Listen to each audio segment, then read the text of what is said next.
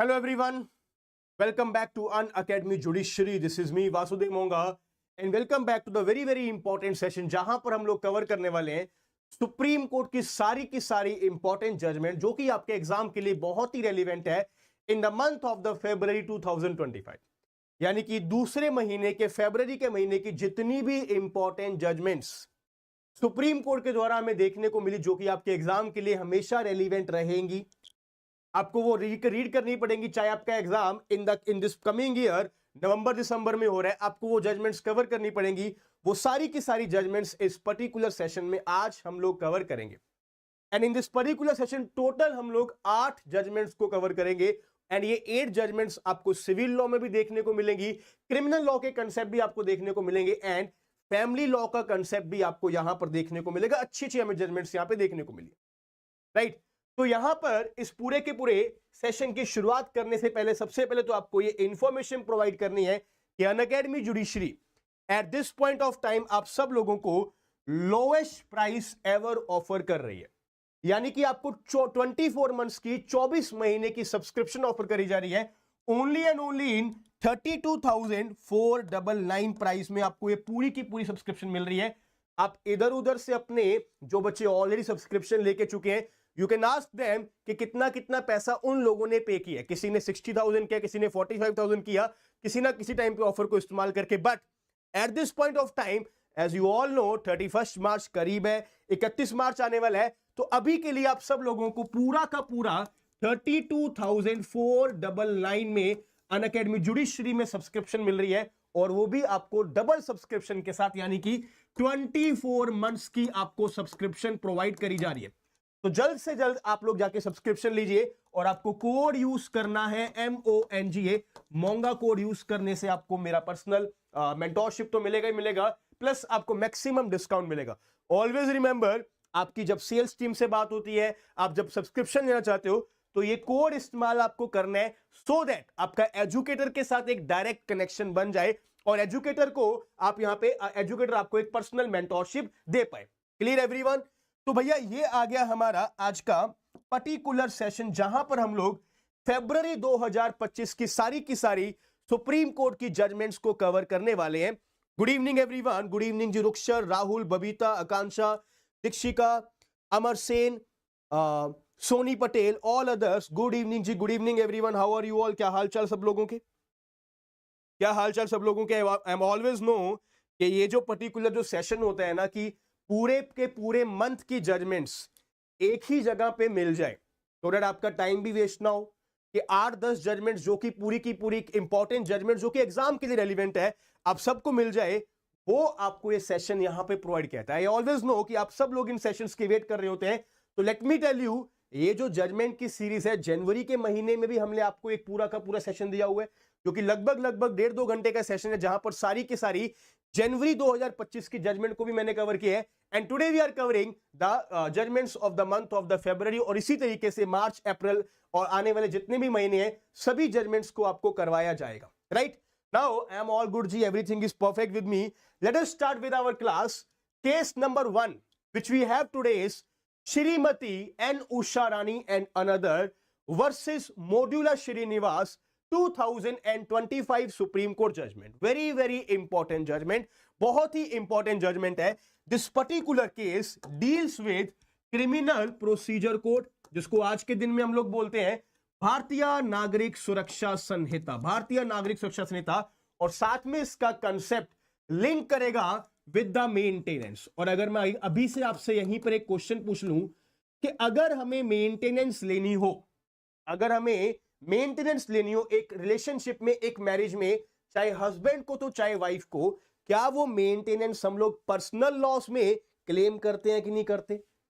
अगर एक हिंदू हस्बैंड या हिंदू वाइफ डाइवोर्स हो रहा है, RCR की डिक्री मिल रही है, मैरिज को वॉइड करार कर दिया गया है, एट एनी केस अगर उनको मेंटेनेंस चाहिए तो हिंदू मैरिज एक्ट सेक्शन 25 में हमें क्या बताता है कि आप जाके मेंटेनेंस क्लेम कर सकते हो, चाहे हस्बैंड तो चाहे वाइफ। बट मेंटेनेंस का छोटा सा कंसेप्ट, वेरी स्मॉल कंसेप्ट, हमें criminal procedure code Bharatiya Nagarik Suraksha Sanhita में भी दिया गया है in section number 125 of the criminal procedure code, और we can say section number 144 of the Bharatiya Nagarik Suraksha संहिता, भारतीय नागरिक सुरक्षा संहिता का एक कंसेप्ट। अब सिंपली इस केस के आप इश्यू सुनो। इस केस में यहां पे क्या हो रहा है कि भैया यहां पर there is a couple, already यहां पर हस्बैंड है और वाइफ है, इनकी मैरिज ऑलरेडी हो चुकी है, they are already married, but इन दोनों का रिलेशनशिप अच्छा नहीं चल रहा, दोनों का रिलेशनशिप अच्छा नहीं चल रहा, एंड हस्बैंड एंड वाइफ ना म्यूचुअली सेपरेट हो जाते हैं, म्यूचुअली एक दूसरे से सेपरेट हो जाते हैं। माइंड इट, मैंने यहां पर वर्ड क्या यूज किया है कि वो दोनों एक दूसरे के से सेपरेट हो जाते हैं, डाइवोर्स नहीं लिया जाता, नॉट डाइवोर्स, अभी उन्होंने डाइवोर्स एक दूसरे से नहीं लिया, राइट। अब जैसे यहां पर ये लोग सेपरेट हो जाते हैं तो भैया वाइफ ना किसी और इंसान के साथ शादी कर लेती है, यानी कि wife enters into a second marriage, वो एक सेकंड मैरिज यहां पर कंडक्ट कर लेती है। अब अगर हम लोग सेकंड मैरिज की बात करें कि W ने यहां पर H2 के साथ दूसरी शादी करी और ये मैरिज चल रही है और यहां पे हमें एक बच्चा भी देखने को मिलता है कि भैया यहां पर एक बच्चा भी हो गया, सेकंड मैरिज से एक बच्चा भी यहां पे मिल गया। बट क्या है ना, पहली शादी नहीं टिकी तो दूसरी शादी भी नहीं टिकी, समझ पा रहे हो बात। पहली शादी यहां पे W1 के साथ नहीं टिकी, वहां पर म्यूचुअल सेपरेशन ले लिया, दूसरी जो यहां पे शादी थी वो भी नहीं टिकी। नाउ यहां पे जो वाइफ है W इज क्लेमिंग मेंटेनेंस, अब यहां पे वाइफ मेंटेनेंस क्लेम कर रही है, किससे, हस्बैंड नंबर 2 से यहां पे मेंटेनेंस क्लेम कर रही है फ्रॉम H2, फ्रॉम H2 कि भैया मुझे अपने सेकंड हस्बैंड से मेंटेनेंस चाहिए, मेरी अपने सेकंड हस्बैंड के साथ भी नहीं बनी, मैंने उसके साथ शादी करी, मेरा बच्चा भी है, आज मुझे मेंटेनेंस चाहिए अपने आप को सस्टेन करने के लिए भी और बच्चे को सस्टेन करने के लिए। बट H2 की सिंपल सी कंटेंशन है, H2 ये बोल रहा है कि भैया मेंटेनेंस तो मैं तब प्रोवाइड करूंगा ना अगर आप मेरी एक लीगली वेडिड वाइफ हो, if you are my legally wedded wife तभी तो मैं आपको मेंटेनेंस प्रोवाइड करूंगा। सिंपल सी बात है, आपसे क्वेश्चन पूछ रहा हूं कि क्या उसकी एक लीगली वेडिड वाइफ है ये, can we say that W उसकी एक लीगली वेडिड वाइफ है जिसकी प्रॉपर एक वैलिड मैरिज हुई है? द आंसर इज नो, क्योंकि W की ऑलरेडी एक फर्स्ट मैरिज हो चुकी थी, डाइवोर्स अभी वहां से लिया नहीं गया था, तो जस्ट बिकॉज अगर वो म्यूचुअली सेपरेट हो जाते हैं तो क्या वाइफ जाके किसी और के साथ शादी कर सकती है? Just because she got mutually separated from her first husband, can she marry the other person without dissolving her first marriage with the decree of divorce? The answer is no. यानी कि जो ये सेकंड मैरिज करी गई है, ये marriage क्या है? ये मैरिज है बाइगेमी। यहां पर वाइफ ने बाइगेमी का एक ऑफेंस भी किया है, और बाइगेमी को अगर हम लोग देखें तो हिंदू मैरिज एक्ट में section number 5 of the Hindu marriage act हमें क्या बोलता है कि भैया अगर आपने बाइगेमी में मैरिज करी है तो वो एक वैलिड मैरिज नहीं होगी, और section number 11 of the Hindu marriage act हमें बोलता है that particular marriage will be a void marriage, वो वॉइड मैरिज होगी, she will be a void marriage. Simple सी बात। Now the issue before us is, simple सा इश्यू है कि जो वाइफ एक वॉइड मैरिज से आई है, a wife out of a void marriage, can she claim maintenance from her husband? Can she claim maintenance from her husband और not? ये हमारा क्वेश्चन है। और ये मेंटेनेंस कहां पे? अंडर द भारतीय नागरिक सुरक्षा संहिता और द क्रिमिनल प्रोसीजर कोड, यानी कि section 144 of the BNSS and section 125 of the criminal procedure code. बताइए क्या लगता है आप लोगों को कि क्या एक wife out of a void marriage अपने हस्बैंड से, सेकंड हस्बैंड से मेंटेनेंस क्लेम कर सकती है? Most of you will say no, most of you will say no, but supreme court ने इस केस में हमें क्या बोला? सुप्रीम कोर्ट ने इस केस में हमें क्या बोला? सिंपली ये चीज बताई कि क्या सेकंड हस्बैंड को अवेयरनेस थी रिगार्डिंग द फर्स्ट मैरिज? क्या सेकंड हस्बैंड को अवेयरनेस थी रिगार्डिंग द फर्स्ट मैरिज और नॉट? तो पता लगा थी। ही वॉज ऑलरेडी अवेयर कि भैया इसकी ऑलरेडी पहले शादी हो चुकी है, बट ये म्यूचुअली सेपरेट हो चुके हैं, अब यहां पर दूसरी शादी करी गई है, बच्चा भी हुआ है दूसरी शादी से। तो सुप्रीम कोर्ट ने ये बोला कि इवन अंडर सेक्शन 125 CRPC और 144 of the BNSS, a wife from a void marriage can claim the maintenance from the second husband, वो सेकंड हस्बैंड से मेंटेनेंस भी क्लेम कर पाएगी। आप लिखिए यहां पर क्या हो रहा है, यू सी यहां पर ये फर्स्ट ऑफ ऑल केस कहां में जाएगा, फैमिली कोर्ट के पास जाएगा। फैमिली कोर्ट के पास यहां पे क्या होता है कि मेंटेनेंस नहीं प्रोवाइड करी जाती। इसको केस को फैक्ट सुनो। Appellate number 1 had married the respondent, जो कि उसका सेकंड हस्बैंड है, despite not obtaining a formal divorce from her first husband, पहले हस्बैंड से भी डाइवोर्स लिया नहीं, दूसरे के साथ जाके शादी कर ली। The couple live together and had a child, उनका भी एक बच्चा हो गया। उसके बाद वो दोनों भी अलग हो गए क्योंकि उनकी शादी भी नहीं चली। लेटर ऑन मेंटेनेंस मांगने गई, ट्रायल कोर्ट ने यानी कि मैजिस्ट्रेट साहब ने, जुडिशियल मैजिस्ट्रेट ने नहीं दी, यानी कि फैमिली कोर्ट ने नहीं दी। देन उसके बाद हाई कोर्ट के पास गई, तो हाई कोर्ट ने भी मेंटेनेंस यहां पे प्रोवाइड नहीं करी क्योंकि ये एक वॉइड मैरिज की वाइफ है। तो इश्यू हमारे पास क्या बन गया, weather a women is entitled to claim maintenance under section 125 CRPC यानी कि 144 भारतीय नागरिक सुरक्षा संहिता from her second husband while her first marriage is legally subsisting, जब ऑलरेडी एक फर्स्ट मैरिज सबसिस्टिंग है। क्लियर हुई बात, जब ऑलरेडी फर्स्ट मैरिज सबसिस्टिंग है। तो भैया हस्बैंड यहां पे क्या बोल रहा है कि देखो भाई वो मेरी वाइफ ही नहीं है, मेंटेनेंस तो मैं तब प्रोवाइड करूंगा ना अगर वो मेरी वाइफ है। क्या एक हिंदू लड़की दो लोगों की वाइफ हो सकती है at one point of time? क्या एक Hindu women at single point of time क्या वो दो लोगों की वाइफ हो सकती है? द आंसर इज नो, नहीं हो सकती। तो she is not my wife, तो इसलिए वो बोलता है कि भैया मेरा मेंटेनेंस यहां पे देना बनता ही नहीं है। But supreme court of India क्या बोलता है कि देखो भाई ये जो हमारा लॉ है ना भारतीय नागरिक सुरक्षा संहिता में, सीआरपीसी में, ये एक सोशल बेनिफिशियल लेजिस्लेशन है which is there to prevent the vagrancy or the destitution happening with the woman. Women को डेस्टिट्यूट होने से बचाने के लिए, वुमेन को वेग्रेंट सिचुएशन में जाने से बचाने के लिए इन प्रोविजंस को रखा गया। एंड अगर हस्बैंड अवेयर था, कि भैया इसकी ऑलरेडी पहले मैरिज थी, then he can not take an excuse to deny her maintenance just because her first marriage was not legally dissolve. ये एक नए तरीके की जजमेंट हमें देखने को मिली है आज ही के सेशन में ना। ये तो हमने मेंटेनेंस का कंसेप्ट वॉइड मैरिज में रीड किया भारतीय नागरिक सुरक्षा संहिता में। इसका क्रक्स क्या निकल रहा है? इसका क्रक्स ये निकल रहा है कि भैया देखो नॉर्मली ना जनरली क्या एक वॉइड मैरिज की वाइफ को भारतीय नागरिक सुरक्षा संहिता में मेंटेनेंस मिलेगी? The answer is no. No maintenance to be given under the criminal law, बिल्कुल भी नहीं if she is from the void marriage। But yes का आंसर कब दिया गया? yes का आंसर तब दिया गया if husband was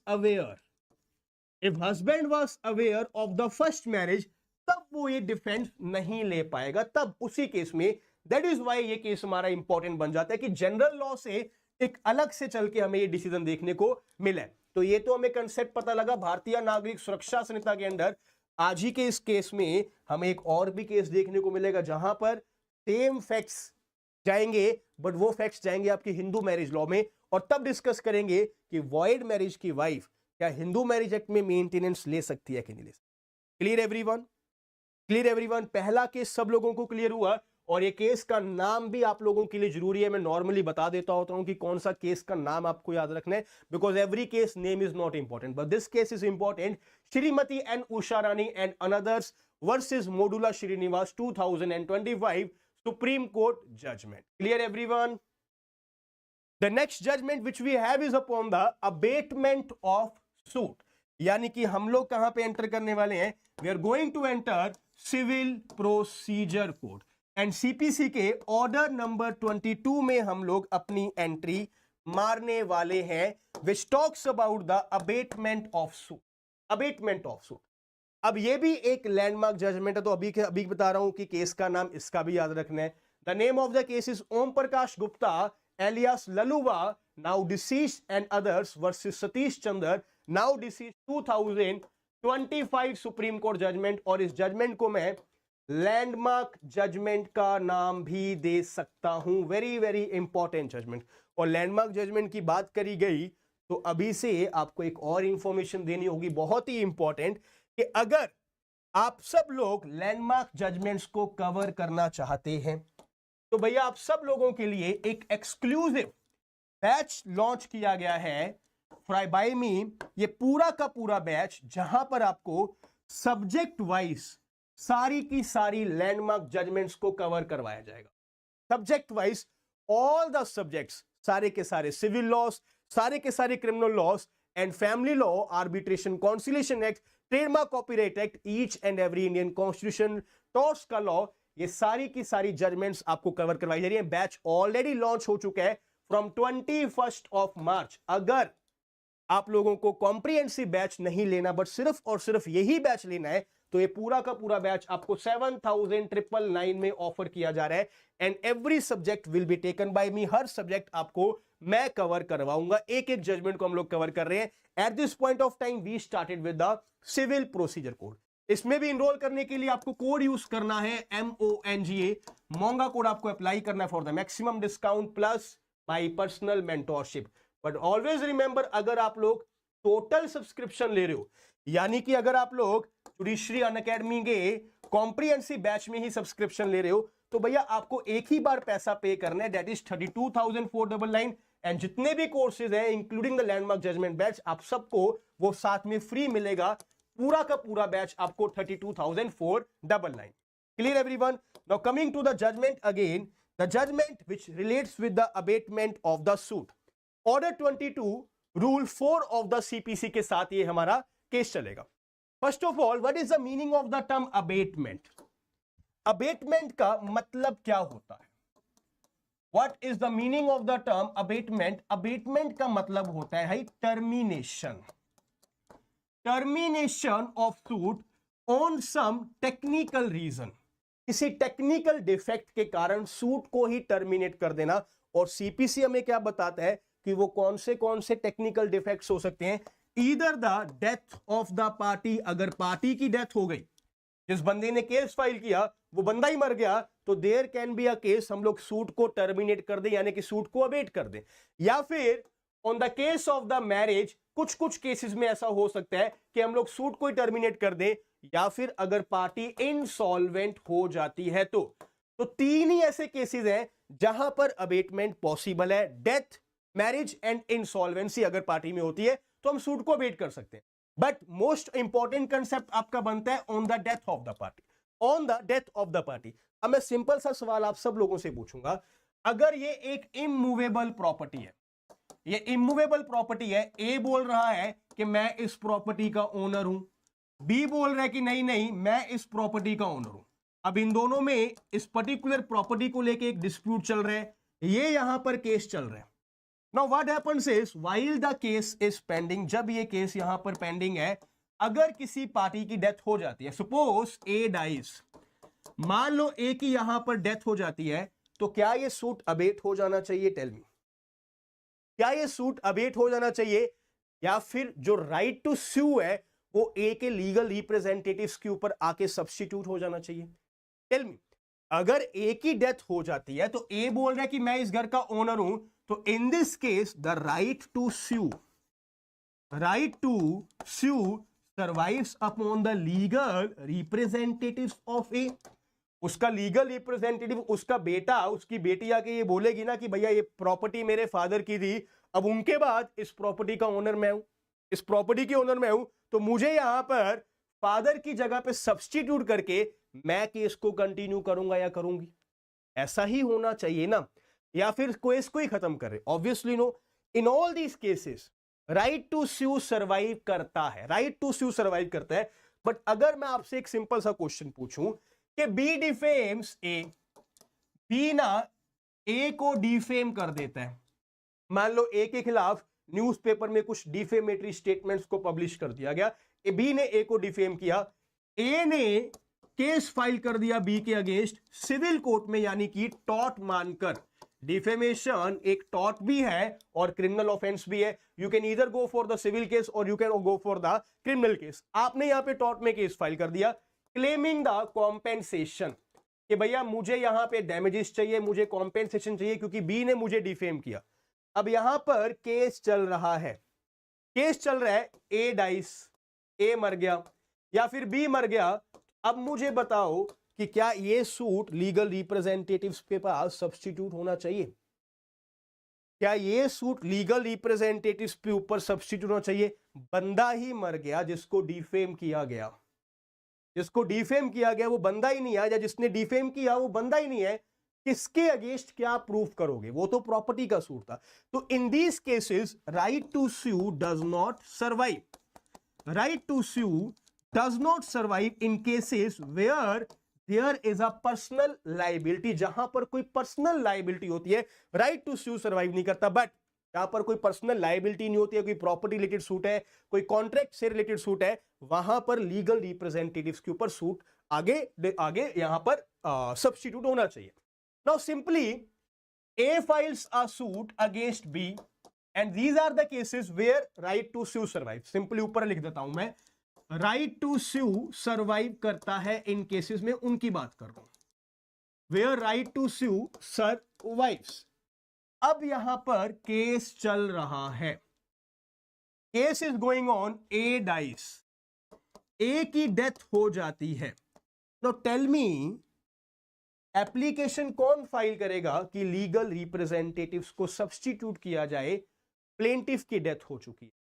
क्या डिफेंडेंट का कोई भी इंटरेस्ट होगा? क्या डिफेंडेंट को कोई इंटरेस्ट होगा? डिफेंडेंट बोलेगा कॉज ऑफ एक्शन उसका था, उसको प्रॉब्लम हो रही थी, उसने केस फाइल किया, वो मर गया, मैं क्यों जाके कोर्ट को बताऊं कि वो मर गया? उसके लीगल रिप्रेजेंटेटिव्स को बुला लो। Why? Who is the interested party? Interested party कौन होगी यहां पे? लीगल रिप्रेजेंटेटिव्स खुद चल के इंटरेस्टिंग पार्टी बनेंगे, वो खुद ही इंटरेस्टिंग पार्टी बनेंगे। तो यहां पर ये लाइबिलिटी किसकी है, ये ड्यूटी किसकी है? To file an application for the substitution of the legal heirs. Legal heirs of the plaintiffs have to file an application. उनको एक एप्लीकेशन फाइल करनी चाहिए। किस चीज की application? For the substitution of legal representative, substitution on the death of the plaintiff of the legal representatives। एक यहां पे लीगल रिप्रेजेंटेटिव सूट फाइल करेंगे अगर यहां पे प्लेंटिफ की डेथ हो जाती है। तो same question, what if the defendant dies?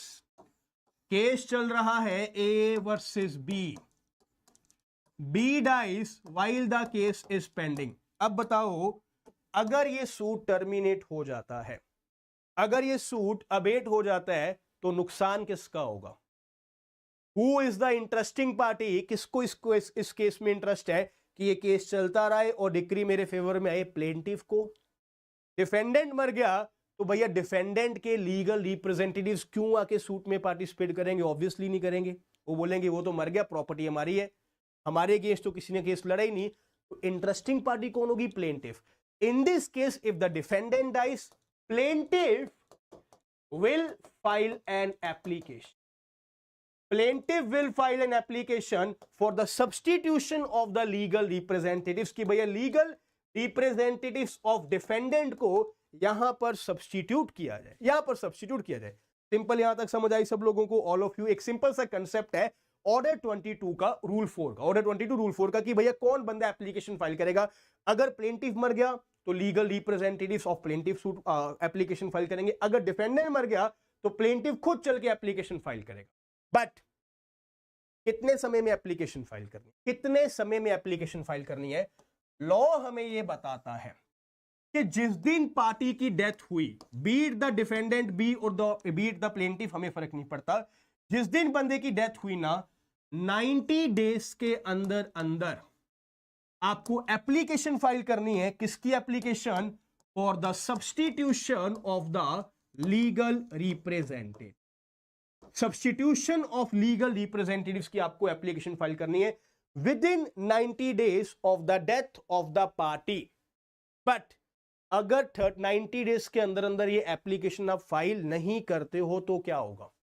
अगर 90 डेज में एप्लीकेशन फाइल नहीं करी गई, then the suit will automatically abate. The suit will automatically abate on the expiry of the 90 days. Automatically suit terminate हो जाएगा जैसे ही 90 days हुए, यानी कि सूट खत्म, पार्टी गई, पार्टी के मरने के बाद 90 डेज हो चुके हैं, कोई लीगल रिप्रेजेंटेटिव से भी यहां पे सब्स्टिट्यूट नहीं किए गए तो सूट ऑटोमेटिकली अबेट हो जाएगा, यानी कि टेक्निकली सूट खत्म हो चुका है, सूट खत्म हो चुके हैं। बट लॉ हमें क्या बताते हैं कि कोई दिक्कत नहीं, अगर यहां पे सूट अबेट हो भी गया तो हम आपको एक सोल्यूशन प्रोवाइड कर रहे हैं। क्या सोल्यूशन है? सोल्यूशन इज कि अबेटमेंट होने के बाद आपको अगेन 60 डेज प्रोवाइड किए जाएंगे, again 60 days will be provided to you, और ये 60 डेज में आपको एक एप्लीकेशन फाइल करनी है। कौन सी? आपको एप्लीकेशन फाइल करनी है कि ऑलरेडी जो सूट अबेट हुआ है ना, to set aside the abatement, to set aside the abatement order. भैया अबेटमेंट ऑर्डर को सेट असाइड कर दो प्लीज। 60 डेज के अंदर अंदर आप ये एप्लीकेशन को फाइल करोगे, और ये हमें कहां पर बताया गया है? Article 120 of the limitation act में ये चीज हमें प्रोवाइड की गई है कि टोटल 60 डेज आपको मिलेंगे to set aside this abatement. But जब आप ये एप्लीकेशन फाइल करोगे, चलो ये आपको बाद में बताएंगे, मान लो आपने 120 डेज के बाद भी कुछ नहीं किया, पहले 90 डेज में आपने एप्लीकेशन नहीं फाइल करी, उसके बाद 60 डेज में आपने एप्लीकेशन नहीं फाइल करी, तो टोटल अब यहां पे 150 डेज हो चुके हैं, 150 डेज हो चुके हैं पार्टी की डेथ को। 90 डेज उसके बाद अबेटमेंट हुई, उसके बाद 60 डेज हो गए, आपके पास जो राइट था आर्टिकल 120 में वो भी खत्म हो गया। क्या इसके बाद आपको यहां पे सूट को दोबारा से री एंटरटेन करवा सकते हैं? क्या इसके बाद आप यहां पे सेट असाइड करवा सकते हैं अबेटमेंट को? यस, लॉ हमें बताता है कि आप अभी भी एप्लीकेशन को फाइल कर सकते हैं, अभी भी आप एप्लीकेशन को फाइल कर सकते हैं। Section number 5 of the limitation act के according you can still file the application, अभी भी वो एप्लीकेशन फाइल करी जा सकती। बट अब लॉ ये पर्टिकुलर केस में हमें क्या बताएगा? इन दिस केस यहां पे जो मेन इश्यू जाता है ना कि कौन सी एप्लीकेशन किस समय हमें फाइल करनी है, ये हमारा बनेगा क्वेश्चन, और ये एक लैंडमार्क जजमेंट है। लैंडमार्क जजमेंट है कौन सी एप्लीकेशन किस समय हमें फाइल करनी है। What application to be filed after the abatement of suit under Order 22 Rule 4 of the CPC? तो मैं आपको एक सिंपल सा चार्ट ही समझा, देखो भैया, सिंपली यहां पे पार्टी की डेथ हुई, 90 डेज का समय हमें मिलेगा, 90 डेज के अंदर अंदर तो अबेटमेंट नहीं हो रही। आपसे पहला क्वेश्चन मेरा ये है, that does the suit abate on the death of the party? Yes or no? Does the suit abate automatically on the death of the party? Yes or no? Please tell me. Shalu, Prem, Nitin, Babita, Dikshika, Swaran, Akansha, Ashutosh, tell me. Does the suit abate automatically on the death of the party? जैसे ही party की death हुई क्या suit abate कर जाएगा? क्या suit abate कर जाएगा? Tell me. Obviously no, suit abate नहीं करेगा। We already know that suit abate नहीं करेगा। सूट कब अबेट करेगा? अगर आपने 90 डेज के अंदर एप्लीकेशन फाइल नहीं करी, यानी कि अगर आप यहीं पर एप्लीकेशन फाइल करना चाहते हो विद इन दिस 90 डेज, तो आपको कौन सी एप्लीकेशन फाइल करनी? हमें यह बताया गया कि आपको एक ही एप्लीकेशन फाइल करने की जरूरत है, only and only one application. वो एप्लीकेशन कौन सी होगी? Substitution of legal representative. बस इस सूट तो अभी तक अबेट हुआ ही नहीं ना, पार्टी की डेथ हो गई, 90 डेज आपको दिए गए थे, तो इस 90 डेज के अंदर आप अगर आप एप्लीकेशन फाइल करते हो तो सब्स्टिट्यूशन ऑफ लीगल रिप्रेजेंटेटिव्स के एप्लीकेशन आप फाइल करोगे। जो एप्लीकेशन आप फाइल करोगे order 22 rule 4 of the CPC के according, rule 4 of the CPC के अकॉर्डिंग। वन थिंग, अगर यहां पे सूट अबेट हो जाता है तब क्या होगा? यानी कि अगर 90 डेज के अंदर आपने एप्लीकेशन नहीं फाइल करी for the substitution of the legal representatives, उसके बाद भी आपको कितना समय मिल रहा है? 60 डेज का समय आपको मिल रहा है। यहां पे सूट ऑटोमेटिकली अबेट हो चुका है। अब आप कौन सी एप्लीकेशन फाइल करोगे? First of all tell me. अब आप कौन सी एप्लीकेशन फाइल करोगे? सुप्रीम कोर्ट ने मैं बताया कि application number 1 will be for what, क्योंकि सूट अबेट हो चुका है तो फर्स्ट ऑफ ऑल आपका राइट क्या बनता है? पहले तो आप लोग उस अबेटमेंट ऑर्डर को सेट असाइड करवाओगे ना, पहले तो आप उस अबेटमेंट ऑर्डर को सेट असाइड करवाओगे। तो first application will be setting aside the abatement order. Setting aside abatement order, पहले तो आप लोग ये एप्लीकेशन फाइल करोगे within 60 days of the abate, one thing. और अगर अबेटमेंट को यहां पे सेट असाइड कर दिया गया तो क्या सूट आपका तभी के तभी चल पड़ेगा? क्या सूट आपका तभी के तभी चल पड़ेगा? क्या ये ऑर्डर 9 रूल 13 अबेटमेंट की सेट असाइड नहीं होती भाई? ईशान मित्तल साहब, वो एक्सपायरी डिक्री को सेट असाइड करवाते हैं ऑर्डर 9 रूल 13 में। ऑर्डर 22 में हम लोग अबेटमेंट की सेट असाइड की बात कर रहे हैं। तो पहली एप्लीकेशन आपने फाइल कर दी setting aside the abatement order. अब यहां पे दूसरी एप्लीकेशन कौन सी फाइल करोगे? कि चलो आपने भैया अबेटमेंट ऑर्डर को तो सेट असाइड कर दिया, दूसरी एप्लीकेशन मेरी एंटरटेन कर लो, that is for the substitution of the legal representatives. कि अब यहां पे लीगल रिप्रेजेंटेटिव को सब्स्टिट्यूट कर दो so that we can continue with the suit. बात खत्म। बात यहां पे खत्म हुई कि नहीं हुई? बिल्कुल हो गई। बट अगर आपने 60 डेज में भी एप्लीकेशन फाइल नहीं करी तब क्या होगा? यानी कि 150 डेज हो चुके हैं। After the expiry of 150 days from the death of the party, 90 days बाद सूट अबेट हो गया, उसके बाद 60 डेज मिले, फिर आपने कुछ नहीं किया, उसके बाद क्या होगा? अब आपके पास हथियार है कि यार मैं एप्लीकेशन क्यों नहीं फाइल कर पाया, बिकॉज मेरे पास कोई सफिशिएंट कॉज था कि मैं ये with in 60 days, with in 150 days application file नहीं कर पाया। मुझे पता ही नहीं था कि पार्टी की डेथ हो गई, मुझे यही नहीं पता था कि पार्टी का ऑलरेडी कोई केस चल रहा है, देन मैं एप्लीकेशन कोर्ट में जाके कैसे फाइल करूंगा? मुझे पता ही नहीं था। तो क्या ये अपने आप में कोई सफिशिएंट कॉज है? टेल मी एवरीवन, क्या ये अपने आप में कोई सफिशिएंट कॉज है? This is a sufficient cause. ये एक सफिशिएंट कॉज है कि भैया ये जो यहां पे एप्लीकेशन फाइल कर रहा है, इतने डिले के बाद उसको कंडोन कर दिया जाए। तो पॉइंट नंबर 1, फर्स्ट एप्लीकेशन जो आप यहां पे फाइल करेंगे कौन सी करेंगे? फर्स्ट एप्लीकेशन आप यहां पे कौन सी फाइल करेंगे? That is for the condonation of delay.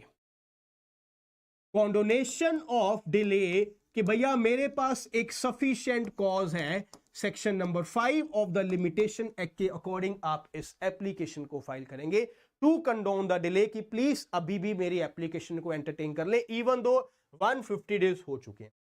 Second application आप कौन सी फाइल करेंगे? To set aside the abatement order.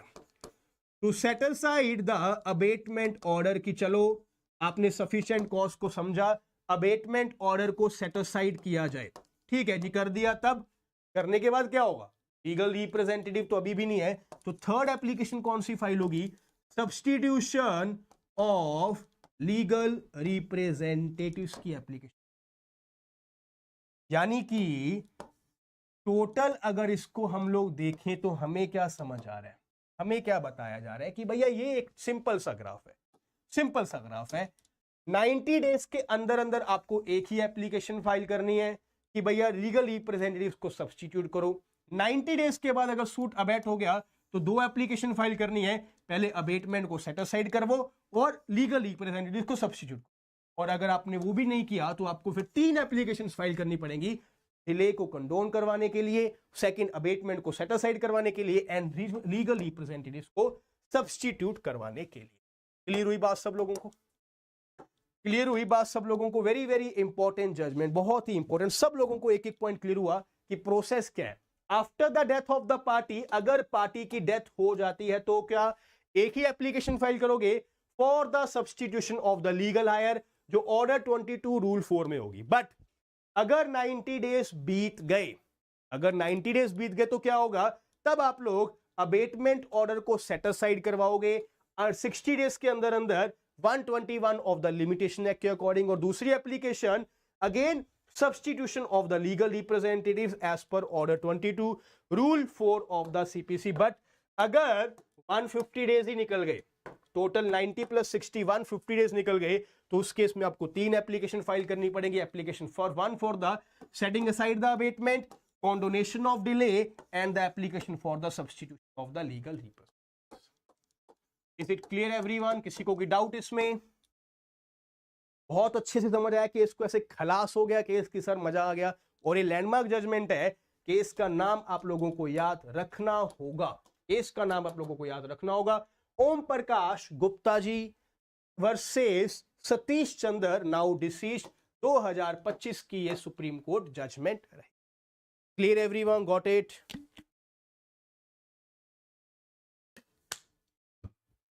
Perfect, very good, very good जी, वेरी गुड।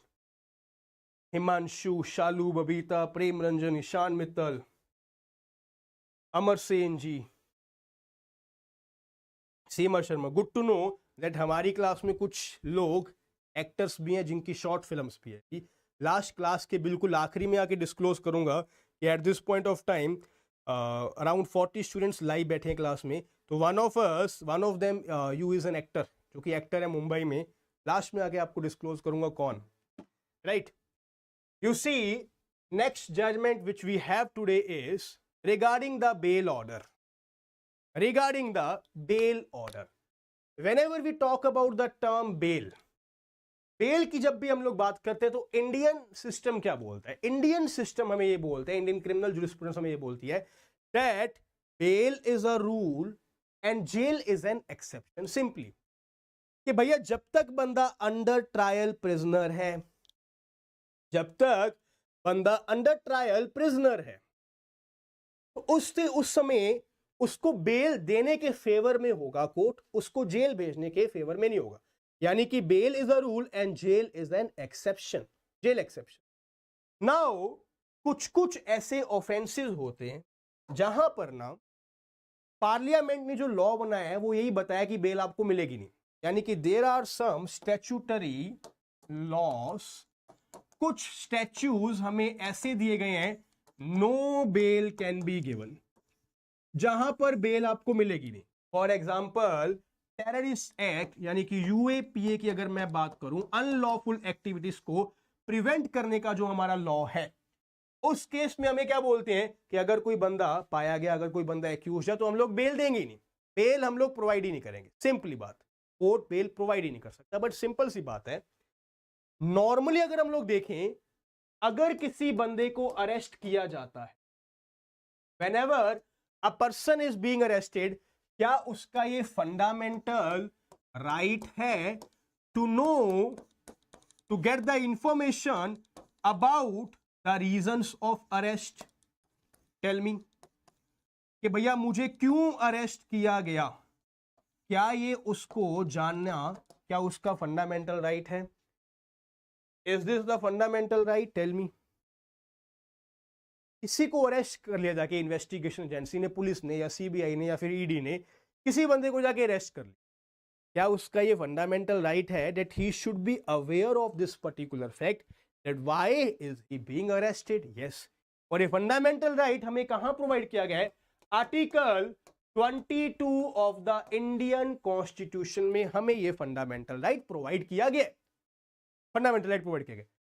दूसरा, अगर किसी बंदे को अरेस्ट करते हैं, क्या section number 50 of the criminal procedure code ये राइट देता है कि नहीं देता, that police officer duty bound है to inform the relatives of the arrested person, to inform the relatives या उसका कोई दोस्त कि भैया इस बंदे को हमने अरेस्ट कर लिया, अरेस्ट करके इस पर्टिकुलर पुलिस स्टेशन में लेके गए, वहां पर उस पर्टिकुलर जेल में बंदा बंद है, क्या उसको इन्फॉर्म करना बनेगा? यस, ये भी हमारा एक राइट है, ये स्टैट्यूटरी प्रोटेक्शन है और ये एक फंडामेंटल राइट की प्रोटेक्शन है। बट टेल मी कि क्या ये जो लॉज हैं, भैया पता होना चाहिए कि आपको क्यों अरेस्ट किया गया या फिर आपको कौन से जेल में रखा गया, आपके रिलेटिव्स को पता होना चाहिए, क्या ये प्रोटेक्शन इन लॉज में भी एप्लीकेबल होगी जहां पर पार्लियामेंट ने ये बोला कि आपको बेल मिलेगी नहीं? In laws where the parliament says no bail can be given, आपको बेल मिल ही नहीं सकती है, टोटल रेस्ट्रिक्शन है।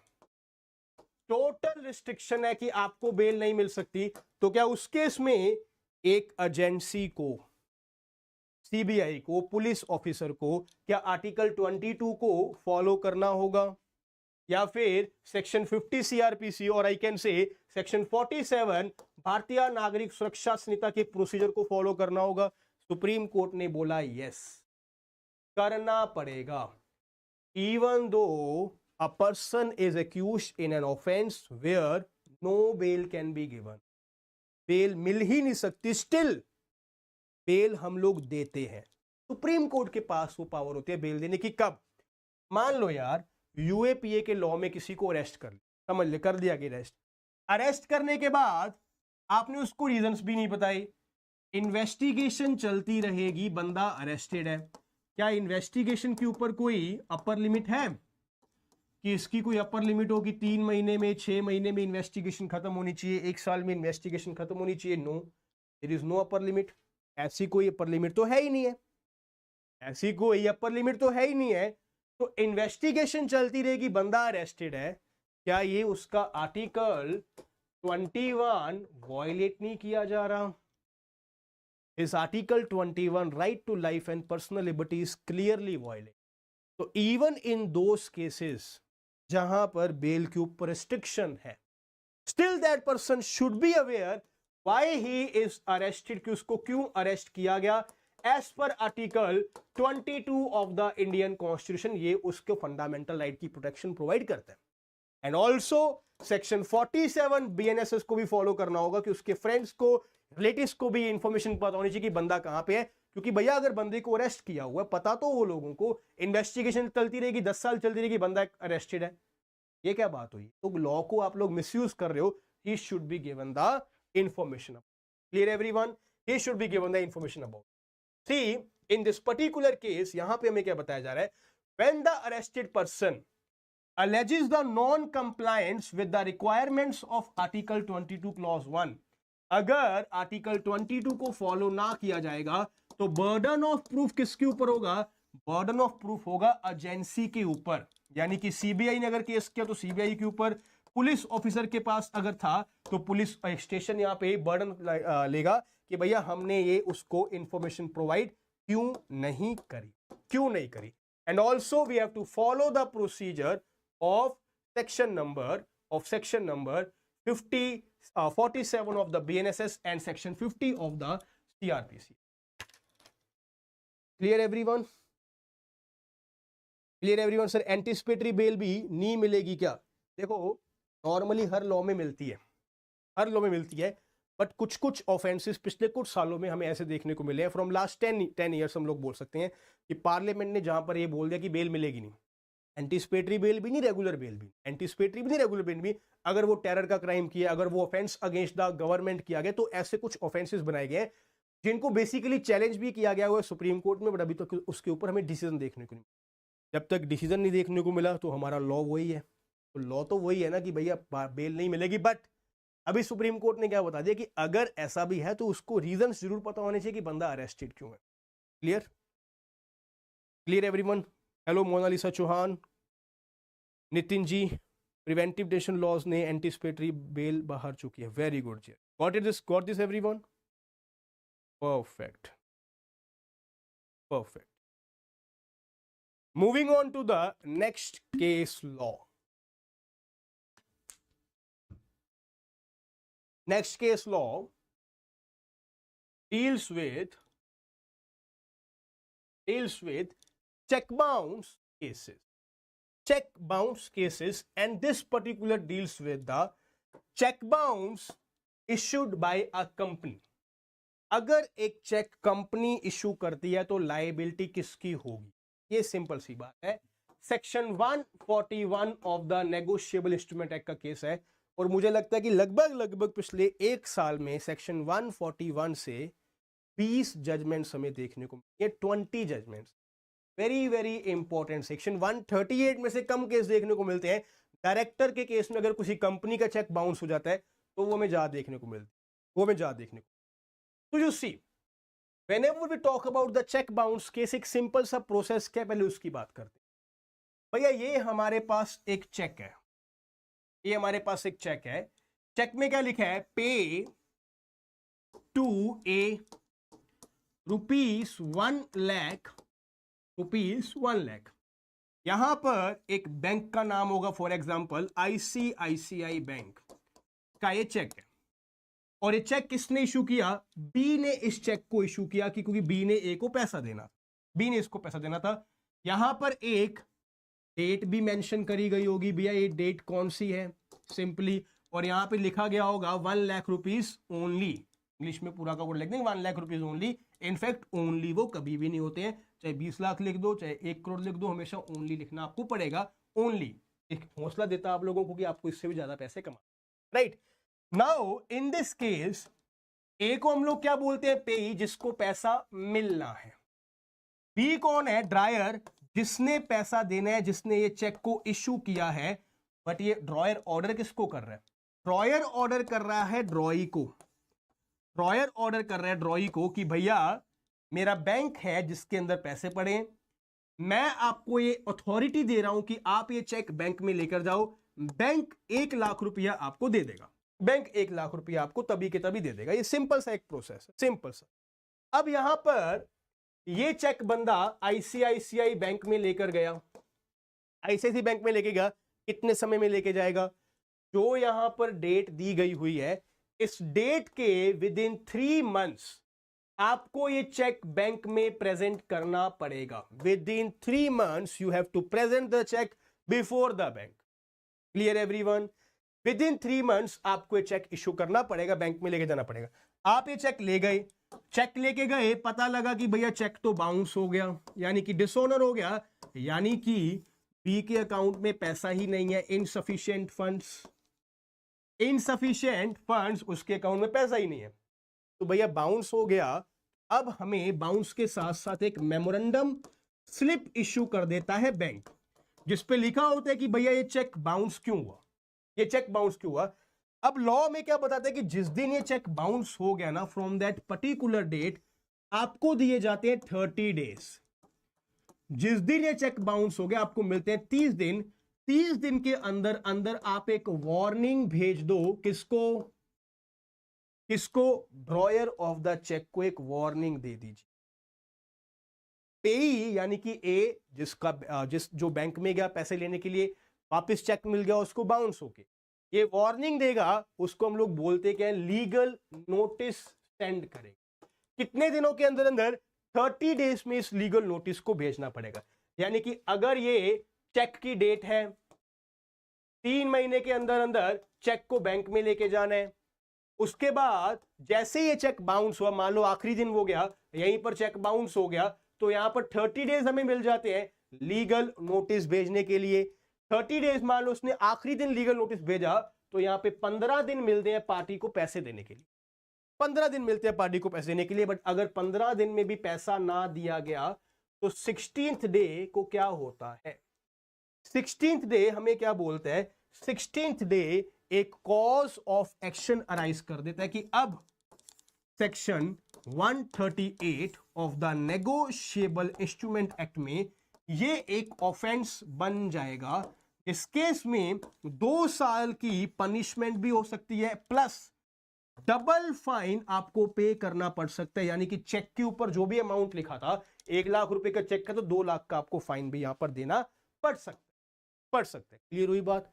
बट ये पनिशमेंट किसको होगी, टेल मी, ये पनिशमेंट किसको होगी? The punishment will be given to the drawer of the cheque ना। क्या सब लोग एग्री करते हैं मेरे साथ यहां पर कि पनिशमेंट किसको मिलेगी? पनिशमेंट किसको मिलेगी? ड्रॉयर को ही तो मिलेगी, जिसने चेक को इशू किया, drawer of the cheque, yes.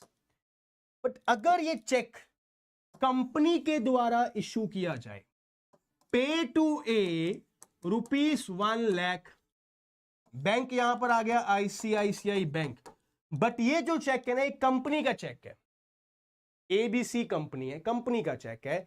Company के चेक के ऊपर कंपनी खुद तो सिग्नेचर करेगी नहीं, खुद तो सिग्नेचर करेगी नहीं, कोई ना कोई बंदा तो एक अथोराइज्ड सिग्नेटरी होगा। देयर मस्ट बी समवन जो कि अथोराइज्ड सिग्नेटरी होगा, कि अगर कंपनी का कोई चेक इशू करना है तो वही बंदा कर सकता है। फॉर एग्जांपल से एक्स एक कंपनी का मैनेजर है, कंपनी का सेक्रेटरी है या फिर कंपनी का डायरेक्टर है जो कि इस चेक को इश्यू करे, जो कि इस चेक को इश्यू कर सकता है, राइट। नाउ टेल मी, अगर ये चेक बाउंस हो जाता है तो भैया ड्रॉयर ऑफ द चेक जो कि एक्स है, क्या ये लायबल होगा? क्या लायबल मिस्टर एक्स होगा? क्या the director of the company, the manager of the company, will that person will be liable under section 141 negotiable instrument act, or the entire company will be liable? तो section 141 negotiable instrument act हमें क्या बताता है कि भैया देखो, इन these cases, in cases में ना लाइबिलिटी उस बंदे की होगी जो कि कंपनी के इंचार्ज होगा कंपनी का, प्लस कंपनी के कंडक्ट को रिस्पॉन्सिबिलिटी से कंडक्ट भी उसी को यहां पे देखना होगा। दोनों रिक्वायरमेंट्स पूरी होनी चाहिए। सिंपली 141 नेगोशिएबल इंस्ट्रूमेंट एक्ट क्या बोल रहा है कि भैया कंपनी तो लायबल होगी ही होगी, सिंपली बात है, कंपनी लायबल होगी। क्या सारे के सारे डायरेक्टर्स लायबल हो जाएंगे? Tell me. मान लो एक कंपनी है, कंपनी के डायरेक्टर्स किन किन को बनाए जाए, मान लेते हैं यहां पर हम लोग डायरेक्टर को बनाते हैं। One we have is Monalisa Chauhan, directors की लिस्ट बना रहे हैं हम लोग, ठीक है जी। कंपनी के डायरेक्टर्स हमने बना दिए, एक तो मोनालिसा जी को, वन थिंग। दूसरा, शालू को हम लोग डायरेक्टर बना देते हैं। तीसरा हम लोग डायरेक्टर बना रहे हैं नितिन जी को, चलो जी। चौथा हम लोग डायरेक्टर बना रहे हैं, डायरेक्टर छोड़ो हम लोग बनाते हैं मैनेजर। मैनेजर की पोस्ट हमने कंपनी में दे दी बबीता को। बबीता जी कंपनी के मैनेजर हैं। उसके बाद हमारे पास आ गए सेक्रेटरी टू द कंपनीज। कुछ लोग सेक्रेटरी भी है जो कि मैनेजमेंट का काम करते हैं, और वो रोल हमने दे दिया कनिका जी को। कनिका कंपनी की मैनेजर है। अब मुझे बताइए, क्या सारे के सारे बंदे कंपनी के साथ साथ लायबल हो जाएंगे? क्या भैया 10 करोड़ का चेक काटा, अब 10 करोड़ में से 5 लोग हैं तो सबके ऊपर 2-2 करोड़ की लायबिलिटी डाल दो। 2 करोड़ रुपया मोना देगी, 2 करोड़ शालू देगी, 2 करोड़ नितिन, 2 करोड़ बबीता और 2 करोड़ कनिका। अगर थोड़ा बहुत मन करे तो मुझे दे देना, बाकी केस मैं अपने आप छुड़वा लूंगा, ठीक है। तो ये एक सिंपल सा केस है। क्या सभी के सभी डायरेक्टर्स लायबल होंगे? The answer is no, the answer is no. Section 141 हमें क्या बोलता है कि देखो, कंपनी लायबल होगी, कंपनी लायबल होगी, कंपनी कोई इंडिविजुअल पर्सन नहीं है, कंपनी को लायबल हम लोग करेंगे। कंपनी में किसी बंदे की पर्सनल लायबिलिटी नहीं होती, बट चेक बाउंस केसेस में हम क्या कर रहे हैं कि अगर इनमें से कोई भी बंदा responsible to the conduct of the company और was in-charge of the company, तो उसको हम लोग लायबल कर सकते हैं। बट अगर कंपनी में बबीता लायबल ही नहीं थी, उसका वो स्लीपिंग पार्टनर थी, स्लीपिंग वह देखती थी, कभी 2 साल आगे मीटिंग देख लिया कि एनुअल जनरल मीटिंग में क्या हो रहा है, बस। कनिका का भी यही काम था कि फोन पे पूछ लो कि क्या हो रहा है, सब कुछ सही चल रहा है, बस। क्या वो लायबल होंगे? नहीं, they will not be. Clear everyone? Clear everyone? Sir अभी वीरेंद्र सहवाग जी ने वीरू के एल्डर ब्रदर अरेस्ट हुआ है, अभी आज के दिन की बात है। एक कंपनी का डायरेक्टर था, वो क्लोज हो गई थी एंड उसका 8 करोड़ का चेक बाउंस हुआ था। कोर्ट के ऑर्डर के बाद भी वो प्रेजेंट नहीं हुए थे। One of them is director. Cheque उन्होंने पर्सनली काटा था या फिर कंपनी का चेक था, ये डिपेंड करेगा बात। अगर पर्सनली चेक दिया, खुद का चेक दिया अपने बैंक में से, then he can be arrested for that. अगर कंपनी का चेक था and he was an authorised signatory, तो हमें क्या देखना होगा कि is he the person who is responsible to the conduct of the company, क्या वो रिस्पॉन्सिबल है कि नहीं है। अगर थे तो उनको भी अरेस्ट किया जा सकता है सेक्शन 141 के according. Clear everyone? Got this point? Got this point? The next case deals with the death penalty. But आगे बढ़ने से पहले एक इंफॉर्मेशन आप सब लोगों के लिए फिर से, वेरी वेरी इंपॉर्टेंट इंफॉर्मेशन। तो भैया देख लो, मार्च का महीना चल रहा है, फाइनेंशियल ईयर की एंडिंग है, सब कुछ बहुत सस्ता मिल जाता है। बहुत सारे लोगों को पता होगा कि इस समय अगर कुछ भी हम लोग लेने जाते हैं तो हमें बहुत सारा डिस्काउंट, 15-20% डिस्काउंट मिल ही जाता है। अनअकैडमी आप लोगों को 60% ऑफ दे रही है सारे के सारे कोर्सेज पर, जुडिशरी के कॉम्प्रिहेंसिव बैचेस पर, ओनली एंड ओनली इन 32,499। आपको पूरा का पूरा कोर्स प्रोवाइड किया जा रहा है, वो भी डबल सब्सक्रिप्शन के साथ, यानी कि 24 मंथ्स की सब्सक्रिप्शन आप सब लोगों को प्रोवाइड करी जा रही है। आपको कोड यूज करना है MONGA। अगर आप लोग जुडिशरी की तैयारी लिटरली करना चाहते हैं, आप फाइनल ईयर में LLB कर चुके हैं, सेकंड थर्ड ईयर चल रहा है, सोच रहे हैं कि यार मुझे जज बनना ही बनना है, this is the best time for you people to avail this offer. You can see the whole team is there to help you out. आपकी हेल्प करने के लिए आप इस बैच को ज्वाइन कर सकते हैं। जल्दी से जल्दी आपको कोड यूज करना है मोंगा। ये कोड आपका कब तक वैलिड है? ओनली 27th ऑफ मार्च ये आपका ऑफर चल रहा है, only till 27th of the March. Today is 25th, यानी कि 2 दिन में ऑफर आपका खत्म हो जाएगा। जल्दी से जल्दी आप इसका बेनिफिट उठा सकते हैं। एंड अगर आप में से कोई भी ऐसा है जो कि एडवोकेसी में और जो कि केस लॉस में बहुत ही इंटरेस्टेड है कि सर मेरे कोचिंग भी हो गई, या फिर मैं क्लैट PG का स्टूडेंट हूं, क्लैट UG का स्टूडेंट हूं, मुझे केस लॉस की नॉलेज लेनी है, केस लॉस की नॉलेज लेनी है, 700 से ज्यादा लैंडमार्क जजमेंट्स का एक बैच आप लोगों के लिए लॉन्च किया गया ओनली इन 7,999। इसको भी आप लोग ज्वाइन कर सकते हो by using the code MONGA। अगर आप लोग बड़े वाला कोर्स लेते हैं, यानी कि सब्सक्रिप्शन ले लेते हैं 2 साल के लिए, तो सारे के सारे बैच आप लोगों के लिए फ्री है। अलग से ये बैच लेना चाहते हैं तो 7,999 में आपको ये बैच मिल जाएगा। लिंक सारे के सारे आपको डिस्क्रिप्शन बॉक्स में प्रोवाइडेड है। क्लियर बात? Moving ahead with our case laws class, कि भैया हमारा next case law deals with the death penalty. Death penalty. Whenever we are talking about the term death penalty, simply मुझे ये बताइए कि क्या इंडिया में डेथ पेनल्टी एक रूल है या फिर accept?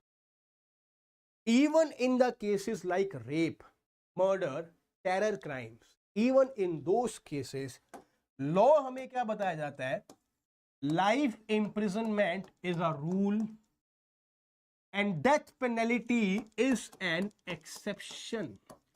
Death penalty exceptional cases में आपको मिलती है, और उसके लिए हमारे पास एक लैंडमार्क जजमेंट भी है। The landmark judgment is Bachan Singh versus state of Punjab. Bachan Singh versus state of Punjab, जहां पे हमें क्या बताया गया था कि डेथ पेनल्टी कब दी जाएगी? Only and only in the rarest to rarest case में। रेयरेस्ट टू रेयरेस्ट केसेस में आपको डेथ पेनल्टी अवॉर्ड करी जाएगी। रेयरेस्ट टू रेयरेस्ट केस का मतलब क्या है? when all the facts and the circumstances, when all the circumstantial evidence is proved against you, shows that the only hypothesis is that you have done the comments, आपने ये offense किया, only and only hypothesis is that you have committed the offense, आपके अलावा किसी ने offence नहीं किया, plus इस तरीके से क्राइम किया गया है कि भैया आपको रिफॉर्म किया ही नहीं जा सकता। There is no possibility of reforming this particular person back in the society, कि इसको सोसाइटी में वापस ले आके आए, इसको रिफॉर्म करने की कोशिश करें, नहीं, कोई फायदा नहीं है। इतना कोल्ड ब्लडेड मर्डर किया, इतना हॉरिफिक क्राइम किया गया, इसको डेथ पेनल्टी दिया जाए, इसको भगवान के पास भेज दिया जाए। Simply rarest to rarest case क्या हो ये। अब अगर प्रोसिक्यूशन की गलती के कारण, यानी कि इन्वेस्टिगेशन की एजेंसी की जो गलती के कारण अगर कोई फॉल्टी इन्वेस्टिगेशन हमें देखने को मिलती है, केस तो भैया प्रोसिक्यूशन को ही प्रूव करना है ना, प्रोसिक्यूशन के ऊपर पूरा का पूरा बर्डन है केस को प्रूव करने का कि भैया यहां पर किसी का मर्डर किया गया है, राइट। अगर इन्वेस्टिगेशन में कोई भी खराबी आती है तो क्या हम कभी भी ये बोल सकते हैं कि ये case rarest to rarest case में फॉल करेगा? बताइए। आपने कन्विक्शन दे दी, कोई डाउट नहीं, कन्विक्शन कोई बात नहीं, हो गई, आपके केस इस तरीके से प्रूफ हो गए कि कन्विक्ट कर दिया for the offence of murder, but still motive नहीं मिला कि भैया ये क्या मोटिव था जिसके साथ ये क्राइम किया गया था। कोई अपॉर्चुनिटी नहीं दिखाई गई कि क्या अपॉर्चुनिटी मिली उसको इस ऑफेंस करने के लिए। मोटिव का जो एलिमेंट है, द एलिमेंट ऑफ मोटिव, यार आप किसी बंदे को डेथ पेनल्टी के लिए पनिश कर रहे हैं, उसको सेंटेंस दे रहे हैं डेथ पेनल्टी का, at least prove the motive, motive को तो प्रूव कर दीजिए। In this case supreme court ने यही हमें बताया कि see in all this their cases जहां पर कोई फॉल्टी इन्वेस्टिगेशन है या फिर जहां पर मोटिव का हमें एविडेंस भी देखने को नहीं मिलता, तो डेथ पेनल्टी नहीं देंगे यार, हम लोग लाइफ इम्प्रिजनमेंट ही देंगे। हम लोग लाइफ इम्प्रिजनमेंट देने के फेवर में ही जाएंगे, because in that particular case हम लोग अभी भी रिफॉर्मेशन के कुछ ना कुछ चांसेस ढूंढने की कोशिश करेंगे, क्योंकि केस ही हमारे पास पूरा।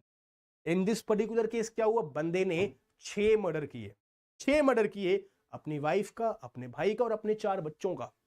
6 मर्डर किए, सारे के सारे फैमिली रीजंस के, but no motive is prove, motive proof नहीं हुआ।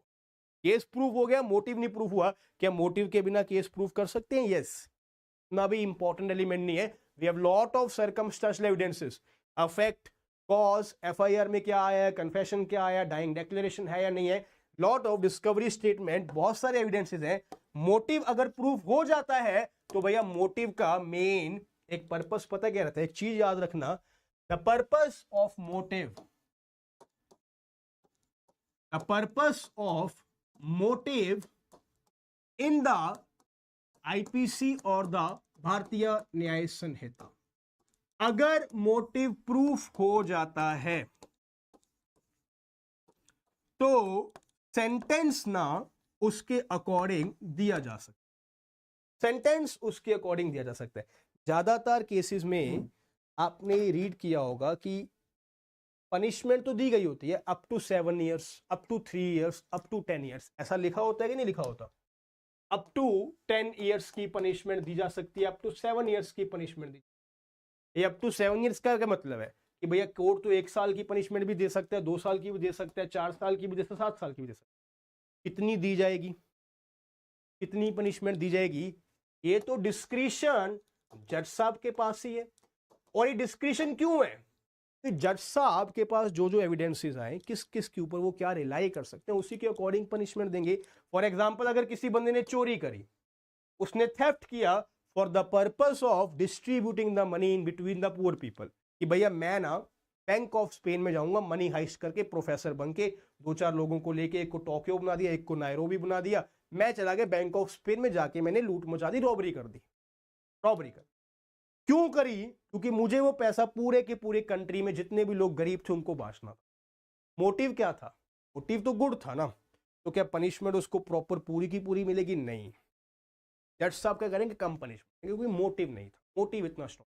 तो मोटिव का मेन पर्पस ही ये होता है, और वही हमें बताएगा कि अगर मोटिव ही यहां पर हॉरिफिक था, इतना कोल्ड ब्लडेड था। For example in the recent case जहां पर हमने देखा कि एक नेवी ऑफिसर की वाइफ ने और उसके जो बॉयफ्रेंड थे, नेवी ऑफिसर की वाइफ और उनका बॉयफ्रेंड, उन दोनों ने मिलकर उस नेवी ऑफिसर को मार दिया।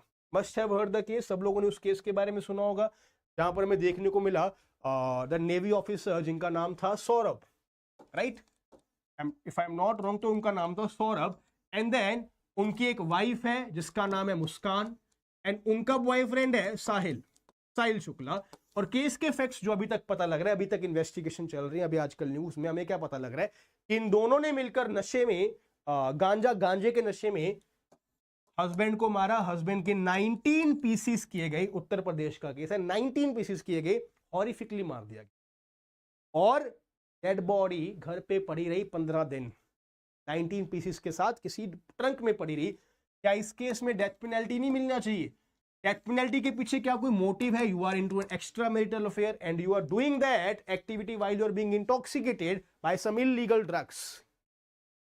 डेथ पेनल्टी मिल जाएगी अगर ये केस पूरा का पूरा इसी तरीके से प्रूफ हो जाता है इन द कमिंग मंथ्स, जब इन्वेस्टिगेशन इंक्वायरी पूरी हो जाए।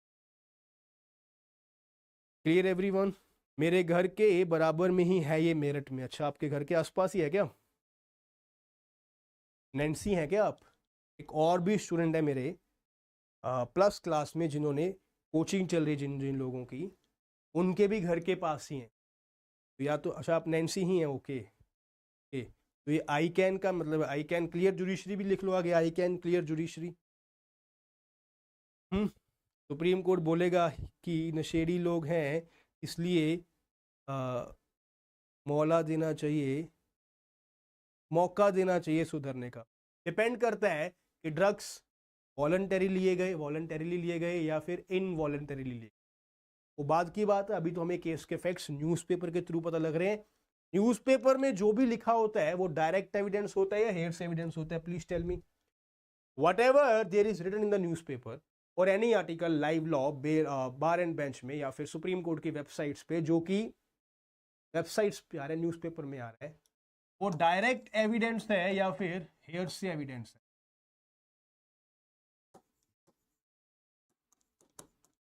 डायरेक्ट और हेयर से, दीज आर द हेयर से एविडेंस। अगर न्यूज़पेपर में कुछ भी लिखा है, एडिटर ने लिखा है, वो हेयर से एविडेंस है, वो direct evidence. Clear everyone? Clear everyone? Got it? Name के लिए ही गॉट इट एवरीवन? चलिए, moving on the next case law, next case पे बढ़ते हैं। Ramu Appa Mahapatra versus state of Maharashtra 2025 Supreme Court, and this case deals with the extrajudicial confession. Extrajudicial confession.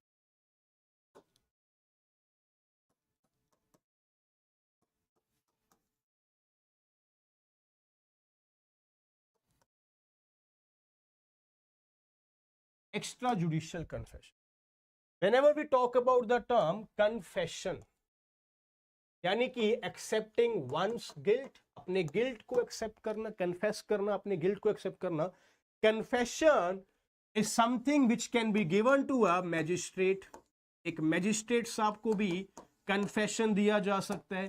Confession is something which can be given to a police officer and confession is something which can be given to any third person. किसी third person को, यानी कि किसी भी stranger को भी दिया जा सकता है, या फिर आपके कोई रिलेटिव्स, वाइफ को दे दिया, हस्बैंड को दे दिया, किसी दोस्त को दे दिया, किसी रिलेटिव को दे दिया, अपने टीचर को बता दिया, गुरु को बता दिया, सरपंच को बता दिया, कोई भी थर्ड पर्सन। लॉ हमें क्या बताते हैं कि अगर आपने कन्फेशन मैजिस्ट्रेट साहब को दिया तो एक कन्फेशन की वैल्यू क्या होगी? This will be a substantive piece of evidence. ये एक सब्सटेंटिव पीस ऑफ एविडेंस होगा जिसके बेसिस पे हम लोग किसी को कन्विक्ट भी कर सकते हैं। अगर ये कन्फेशन पुलिस ऑफिसर को दिया गया तो it is clearly relevant in the Indian evidence act, but it is not admissible. ये इनएडमिसिबल है, यानी कि इसकी in the eyes of law it has no evidentiary value. कोई एविडेंशियरी वैल्यू नहीं है, कोर्ट इसको प्रूफ होने ही नहीं देगा, क्योंकि कन्फेशन आपने पुलिस को दिया and we presume it, we already believe it कि पुलिस ने ये कन्फेशन टॉर्चर करवा के ही लिया होगा, टॉर्चर करवा के लिया होगा। थर्डली, अगर कन्फेशन किसी थर्ड बंदे को दिया जाए, जिसको हम लोग क्या बोलते हैं? Extra judicial confession. तो इन दिस केस लॉ हमें क्या बोलता है कि ये जो एविडेंस है ना, this is a corroborative piece of evidence. ये कॉरोबरेटिव पीस ऑफ एविडेंस है, यानी कि सब्सटेंटिव पीस ऑफ एविडेंस के बेसिस पे तो हम लोग कन्विक्ट कर सकते हैं।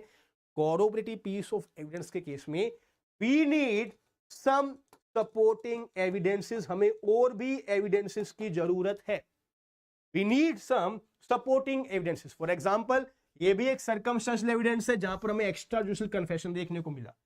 अगर आपको एक तो यहां पे एक्स्ट्रा जुडिशियल कन्फेशन देखने को मिल गया, क्या सिर्फ और सिर्फ इस एविडेंस के बिहाफ पे क्या किसी को कन्विक्ट किया जा सकता है? Only on the basis of one extra judicial confession can we convict someone? No, हमें चाहिए और भी circumstantial evidence, motive, affect, cause, discovery statement, whatever, यानी कि हमें सर्कमस्टेंशियल एविडेंसेस की चेन को कंप्लीट करना है। Chain of circumstantial evidences should be complete, वो कंप्लीट चेन होनी चाहिए, सिंपली चेन कंप्लीट होनी चाहिए। इन दिस पर्टिकुलर केस हमें क्या पता लग रहा है कि भैया ये बंदा, in this case the name of the case is Ramu Appa Mahapatra versus state of Maharashtra 2025 supreme court का। हमें क्या पता लग रहा है, एक लड़का एक अपनी गर्लफ्रेंड के साथ लिव इन रिलेशनशिप में रह रहा है, they are living in the live in, शादी नहीं हुई अभी, लिव इन रिलेशनशिप में। मान लो दिल्ली में गए दो लोग पढ़ने, महाराष्ट्र का केस है, महाराष्ट्र में मुंबई में वो केस, मुंबई में दो लोग पढ़ने के लिए गए, लड़का लड़की कॉलेज में पढ़ रहे हैं, आपस में रिलेशनशिप में आए and they are in the live in relationship. One particular day इन दोनों का झगड़ा होता है, झगड़ा ज्यादा हो जाता है, बंदा लड़का लड़की को मार देता है, killed her, he killed her. After killing her ये क्या करता है ना, ये इन्फॉर्म कर देता है टू द लैंडलॉर्ड, लैंडलॉर्ड को इन्फॉर्म कर देता है, जिस घर में ये लोग रह रहे हैं लैंडलॉर्ड को कॉल कर देता है कि भाई साहब इस लड़की के साथ मैं यहाँ पे रह रहा था, जो कि आपकी टेनेंट है, मैं भी आपका टेनेंट हूं, मैंने उस लड़की को मार दिया। कन्फेशन किसको दिया? लैंडलॉर्ड। क्या ये एक्स्ट्रा जुडिशियल कन्फेशन होगा? Is this an extra judicial confession? बिल्कुल सही बात है भैया, एक्स्ट्रा जुडिशियल कन्फेशन है। A confession given to any third person, yes.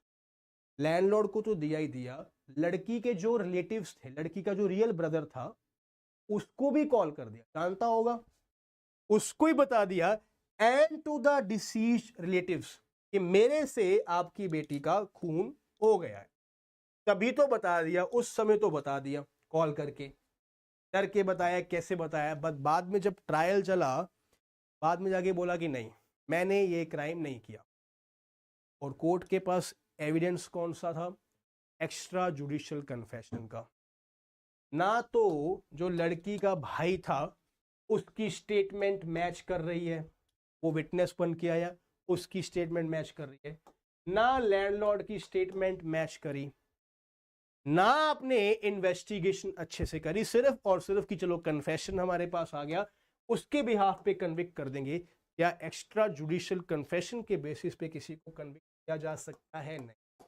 High court ने कर दिया था, कोर्ट ऑफ सेशन ने कर दिया था, सुप्रीम कोर्ट ने बोला क्या? The supreme court observed extrajudicial confession is one of the other instances of the circumstantial evidences. A conviction can only occur when all the circumstances points towards the guilt of the accused. but यहाँ पे जो circumstance ही आपके पास एक है, तो हमें उसको benefit of doubt देना पड़ेगा। The circumstances would not only have to be proved beyond reasonable doubt, those would also have to be shown to be closely connected with the principal fact so to be inferred from those circumstances. All these circumstances should be complete and there shall be left no gap in the chain of the evidences. The proved circumstances must be consistent only with the hypothesis of the guilt of the accused and totally inconsistent with his innocence. उसकी innocence के totally inconsistent and only hypothesis, क्योंकि हो ही नहीं पाया, we had to give him the benefit of the doubt and this person is being acquitted. Clear everyone? Clear everyone? Got it? Nilesh पुरुष आई और ऐसी woman के ऊपर स्ट्रिक्ट एक्शन होना चाहिए। अब you see whenever we talk about any case, ना मैं आपसे अगर पूछूंगा that what is your viewpoint on the recent happening of the Delhi High Court judge where we have seen that a lot of money has been found from his home, उनके घर में आग लग गई। तो I can see many opinions out there, students, बहुत सारे opinions हैं, घर वालों की, जो लोग लॉयर्स भी नहीं है उनके बहुत सारे ओपिनियंस है कि भैया जज साहब को इम्पीच किया जाए। कोई बोल रहा है कि नहीं इम्पीच किया जाए, ऐसा नहीं हो सकता है, प्लांटेड भी हो सकता है। Being a lawyer, being already in this system, student होने के नाते कल को आप लोग भी LLB के बाद जब प्रैक्टिस करोगे, always remember your opinion should always be based upon investigation report के ऊपर बेस्ड। इसी तरीके से जो केस के फैक्ट्स हमें पता लगे, जहां पर ये नेवी ऑफिसर की डेथ हुई, इवन दो प्राइमा फेसाई हमें केस के फैक्ट सही लग रहे हैं कि पुलिस ने ये बताया, always remember your opinion being a lawyer should be based upon the investigation report only. Investigation report आपको उसी के ओपिनियन। Clear everyone? तो कोई बच्चा अपना ओपिनियन ऐसे ही नहीं देगा। Don't waste your opinions. You are a lawyer and you have to represent the whole country, the whole state someday. कभी आप भी शायद स्टेट के वकील बनोगे, एडवोकेट जनरल बनोगे, अटॉर्नी जनरल बनोगे, या फिर किसी पार्टी को रिप्रेजेंट करोगे, या फिर जज बनोगे। ओपिनियन खुद का होगा, इन्वेस्टिगेशन रिपोर्ट को पढ़ के होगा, टाइम ऑफ एसआई दुनिया में क्या चल रहा है उसके बेसिस पे होगा कि आजकल सही होता है, आजकल तो होता है। Stick to that particular case, read the investigation report and then give your. Clear everyone? Moving on to the next case law. The next case law is of Lalita versus Vishwanath and others 2025 supreme court judgment. This case deals with the first information report. First information report. अगर हम लोग information की बात कर रहे हैं तो firstly मुझे आपको एक इंफॉर्मेशन देनी है to all of you, a very very important information. अगर आप लोग जुडिशरी की तैयारी कर रहे हैं तो याद रखिए कि eight this point of time आप सब लोगों को अनअकैडमी जुडिशरी पर बेस्ट सब्सक्रिप्शन ऑफर करी जा रही है. 24 महीने की सब्सक्रिप्शन आपको 32,499 में प्रोवाइड करी जा रही है. अगर आप ये कोड यूज करते हैं MONGA, मोंगा कोड आप लोग यूज करते हैं, आप लोग इस नंबर पे कॉल कर सकते हो, बोल देना मोंगा सर से बात हुई है, मोंगा सर का कोड अप्लाई करना और जल्दी से अपनी सब्सक्रिप्शन की शुरुआत करनी और अपनी तैयारी शुरू. एंड ऑल्सो अगर आप लोग सिर्फ और सिर्फ लैंडमार्क जजमेंट्स को कवर करना चाहते हो तो लैंडमार्क जजमेंट्स के लिए भी आप सब लोगों के लिए बैच आ चुका है. लैंडमार्क जजमेंट सिंस इंडिपेंडेंस 7,999 का ये बैच है. Code has to be used Monga. Once you apply for the Unacademy judiciary comprehensive batch, अगर आप लोग इस बैच में 32,499 पे कर देते हैं तो जितने भी बैचेस हैं, चाहे वो अनिल खन्ना सर का बैच जो आ रहा है ऑनलाइन, उसमें भी आपको फ्री सब्सक्रिप्शन मिलेगी, प्लस जो हमारे और सब्सक्रिप्शन में कॉम्प्रिहेंसिव बैच आते हैं उसमें भी आपको फ्री एक्सेस मिलता रहेगा. ऑल्सो अगर आप लोग ऑफलाइन में पढ़ाई करना चाहते हैं तो खन्ना सर का बैच जो कि जुलाई में आने वाला है उसमें भी अभी आपको बेस्ट ऑफर्स मिल रहे हैं 30 मार्च तक. Code is Monga, Monga code आपको यूज करना है. 2 साल की आइकॉनिक सब्सक्रिप्शन आपको अभी के अभी फ्री मिल जाएगी अगर आप लोग खन्ना सर के बैच में भी इनरोल करना चाहते हैं. Clear everyone? Now coming to the topic of the first information report, FIR. First of all, tell me FIR का लॉ भारतीय नागरिक सुरक्षा संहिता में कौन से सेक्शन में प्रोवाइड किया गया?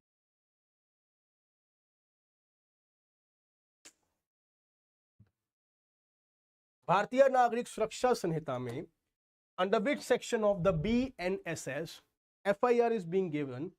It is given under section number 173 of the BNSS and section number 154 of the CRP. 154 of CRP. This particular case law deals with the evidentiary value of the FIR. Evidentiary value of the FIR if the person who lodged the FIR died. अगर वो बंदा ही मर गया तो. Very very important ये case आपको पूछा जाएगा आने वाले टाइम में. केस का नाम आप याद रख सकते हैं, Lalita versus Vishwanath 2025 supreme court judgment. इसको रेफर आप लोग कर सकते हैं. You see very very simply, एक क्राइम होता है यहां पर, ये क्राइम सीन है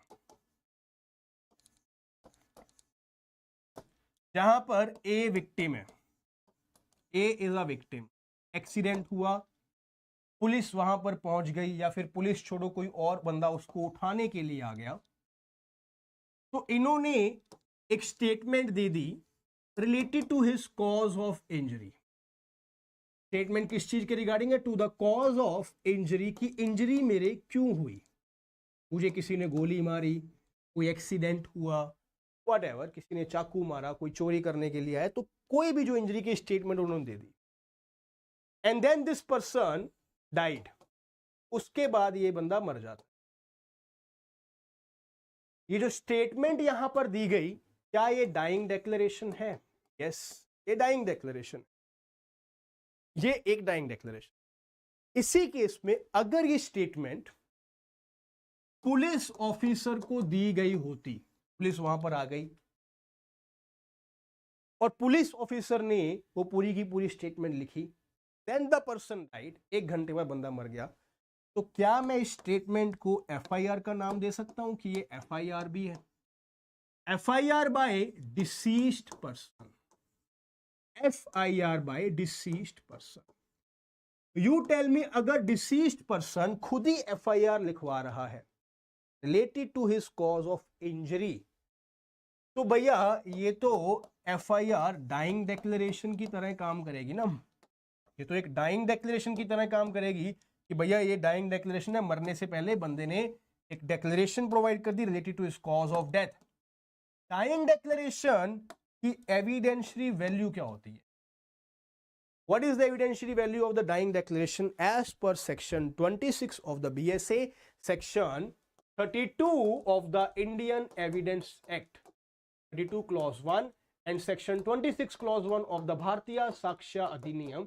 डाइंग डिक्लेरेशन की एविडेंशियरी वैल्यू की बात करें तो ये एक सब्सटेंटिव पीस ऑफ एविडेंस है जिसके बेसिस पे हम लोग किसी को कन्विक्ट कर सकते हैं। बट अगर ये एफआईआर एक डिसीज्ड बंदे ने नहीं दी, ये एक इंसिडेंट हुआ, एक एक्सीडेंट हुआ, राइट। एक्सीडेंट को होते हुए देखा मिस्टर ए ने। Mister A is an eyewitness to this particular accident. Police यहां पर आती है, पुलिस देखती है कि भैया किसी का एक्सीडेंट हुआ पड़ा है। ए यहां पर खड़ी है, पुलिस ने जाके ए से पूछताछ करी क्या हुआ था यहां पर। ए ने सब कुछ बता दिया कि मेरे सामने ही एक बंदा किसी को आके पकड़ता है, पैसा वैसा मांगता है, वो पैसा नहीं देता, वो उसको मार ही देता है। ये उसका मर्डर कर दिया गया, एक्स का यहाँ पे मर्डर इसलिए हुआ। The statement given by A, क्या वो एफआईआर है? The statement given by A to the police, वो फर्स्ट इंफॉर्मेशन है, बिल्कुल फर्स्ट इंफॉर्मेशन है। तो वो हो गई हमारे पास एफआईआर। एफआईआर हुई, इन्वेस्टिगेशन शुरू हो गई, इन्वेस्टिगेशन हुई, इंक्वायरी शुरू हो गई, इंक्वायरी हुई, ट्रायल चल पड़ा। अब मुझे बताओ कि क्या ये एफआईआर को ट्रायल स्टेज में हम लोग कॉरोबरेट करवा सकते हैं? बिल्कुल करवा सकते हैं। FIR can be use for the purpose of corroborating, तो कॉरोबरेशन के लिए भी यूज किया जा सकता है।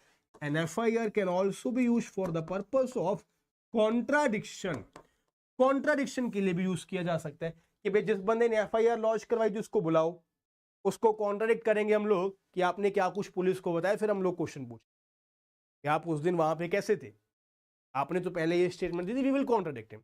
FIR is something which can be used for the purpose of corroborating as well as for the purpose of contradiction. Now अगर ये जो एफआईआर बंदे ने करवाई है, अगर ये विक्टिम नहीं है, अगर विक्टिम होता तो डाइंग डिक्लेरेशन बन जाती। अगर कोई विटनेस यहां पे एफआईआर करवाता है एंड द पर्सन डाइज, वो बंदा मर जाता है। FIR launched by a deceased person, क्या उसको कॉरोबरेट कर सकते हो ट्रायल में जाके? क्या उसको कॉरोबरेट किया जा सकता है ट्रायल में जाके? किया जा सकता है, सम पॉइंट ऑफ व्यू किया जा सकता है कि भैया बंदा मरा है, और भी तो लोग होंगे, किसी और विटनेस को बुलाया जाए। एफआईआर ए ने करवाई थी, ऑफेंस बी ने भी होते हुए देखा, तो बी को बुलाओ। बी अगर सेम टू सेम स्टेटमेंट दे देता है, कॉरोबरेट हो जाएगी कि हाँ भाई उस दिन पर्टिकुलर रात को 9 बजे ये ऑफेंस हुआ, इस बंदे ने ये ऑफेंस किया, ये हम लोग बोलेंगे कि कॉरोबरेट हो, राइट एवरीवन। बट क्या हम लोग उसको कॉन्ट्राडिक्ट कर सकते हैं? The person died, a died, the person who launched the FIR, he died, can we contradict him?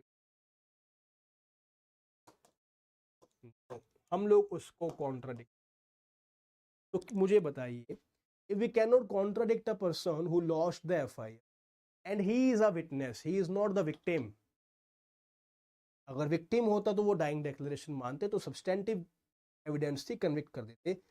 In this case if we can not contradict a person who lost the FIR, तो क्या corroborate करने के लिए भी allow किया जाना चाहिए? और यही हमें लॉ ने इस केस में बताया, यही हमें लॉ ने बताया। क्या बोल रहे हैं साहब? सुप्रीम कोर्ट साहब हमें बता रहे हैं कि भैया देखिए, clarify that for an FIR launched by a deceased person to hold any evidentiary value, it must be, its contents must be corroborated and prove. उसके कंटेंट्स को कॉरोबरेट करवाना चाहिए, प्रूव करना चाहिए। The court said that if an informant's death, जो बंदा inform कर रहा है, एफआईआर दे रहा है, if he has no connection whatsoever with the complaint lodged, तो विटनेस ही है, उसने सिर्फ इंसिडेंट देखा है, उसका कनेक्शन नहीं है कोई कंप्लेंट के साथ, then the FIR contents will not be admissible in evidence, वो admissible नहीं होंगे. In such cases the contents cannot be proved through the investigation officer. In other words, unless an FIR is treated as a dying declaration, यानी कि अगर FIR dying declaration का काम कर रही है, विक्टिम ने खुद ही अगर लॉन्च करी है तो बात अलग है. Deposition of the FIR contents by an officer would not make the same admissible. अगर इंफॉर्मेंट खुद विक्टिम है, डाइंग डिक्लेरेशन है, अगर इंफॉर्मेंट इंडिपेंडेंट एक विटनेस है जिसका कंप्लेंट करवा दी उसने, but he has no connection with the case and he dies, can not be proved by the investigation officer और some other witness because we. Clear everyone? Clear everyone? Got this particular fact? Very very important case. Got it everyone? Last case of the day, Sukhdev Singh versus Sukhbir Kaur 2025 Supreme. Sukhdev Singh versus Sukhbir Kaur. In this case, जैसे कि मैंने आपको पहले बताया था कि भारतीय नागरिक सुरक्षा संहिता में जो हमारा पहला केस लॉ था आज, CRPC 125, 144 BNSS में, अगर मेंटेनेंस क्लेम करती है wife out of a void marriage, general law क्या है? मेंटेनेंस नहीं, wife to a void marriage. हमने आज के दिन में प्रोवाइड करवाई एक केस में, क्यों कि हस्बैंड अवेयर था फर्स्ट मैरिज को रिलेटेड, तो सुप्रीम कोर्ट ने दी. अगर मेंटेनेंस एक वॉइड मैरिज की वाइफ हिंदू मैरिज एक्ट में लेना चाहती, section 25 of the Hindu act, तो क्या permanent alimony, whether permanent alimony और maintenance, interim maintenance can be awarded to a spouse. Spouse कोई भी, हिंदू मैरिज में हस्बैंड भी एंड वाइफ दोनों क्लेम कर सकते हैं maintenance, can be awarded to a spouse even after a marriage has been declared void under section 11 of the Hindu. Now you see, हमें Hindu marriage act में बताया गया कि अगर बाइगेमी हुई है, यानी कि सेकंड मैरिज करी गई है, या फिर अगर मैरिज प्रोहिबिटेड रिलेशनशिप में करी गई है, प्रोहिबिटेड रिलेशनशिप में करी गई है, या फिर अगर ये मैरिज सपिंडा रिलेशनशिप में करी गई है, तो as per Section number 11 of the Hindu Marriage Act, the marriage will be considered to be a void marriage. ये एक void marriage consider की जाएगी, ये एक void marriage करी जाएगी, राइट? तो सिंपली मान लो हस्बैंड वाइफ इनकी एक शादी हो गई है, फर्स्ट मैरिज चल रही है, वाइफ हस्बैंड के साथ दूसरे हस्बैंड के साथ जाके शादी कर लेती, कोई केस के इफेक्ट और किसी और के साथ शादी, बाइगेमी हो जाएगी, बिल्कुल हो जाएगी. बाइगेमी है तो सेक्शन 11 के अकॉर्डिंग जो ये सेकंड मैरिज करेगी वो एक वॉइड मैरिज भी है, वो एक वॉइड मैरिज है. कल को हस्बैंड नंबर 2 के साथ भी नहीं बनी, वहां पर भी डिस्प्यूट हो गया, वो लोग भी अलग अलग हो गए, can the wife claim maintenance from second husband even though the marriage was a void marriage, the marriage was a void marriage. तो लॉ हमें कहां पर प्रोवाइड किया गया, लॉ हमें कहां पर प्रोवाइड किया गया? इन this case law is given under section 25 of the Hindu marriage act में, ये लॉ हमें प्रोवाइड किया गया है. Section 25 of the Hindu marriage act हमें क्या बताता है कि देखो, परमानेंट एलिमनी कब दी जा सकती है हिंदू लॉ में? Any court exercising jurisdiction may at any time of passing any decree or at any time subsequent thereto on application made to it for the purpose by either the wife or the husband as the case may be, order that the respondent shall pay to the applicant his or her maintenance and support such gross sum or such monthly or the periodical sum for a term not exceeding the life of the applicant. Law क्या बताई जाए कि देखो, अगर family court के पास case जाता है, अगर फैमिली कोर्ट कोई भी डिक्री पास करती है, any decree in the Hindu marriage act, तो मेंटेनेंस प्रोवाइड करी जा सकती है फैक्ट्स एंड सर्कमस्टांसेस को देखते हुए। एनी डिक्री, मुझे बताइए भैया हिंदू लॉ में कौन सी डिक्री को पास किया जा सकता है? हिंदू मैरिज एक्ट में what all decrees can be provided? All decrees में कौन सी डिक्री है? एनी डिक्री में first of all we have a decree of restitution of the conjugal rights. RCR की डिक्री हमें देखने को मिलती है section number 9 of the Hindu marriage act में। मेंटेनेंस तो हर हालत में मिलेगा, ये तो जन्म सीधा अधिकार है महिला का। हा हा हा, यस हा हा, चलो कोई बात।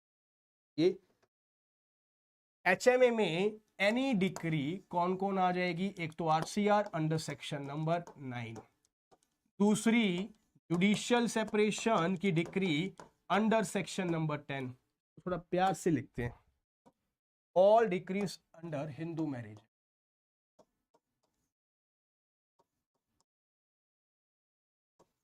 Under Hindu marriage act.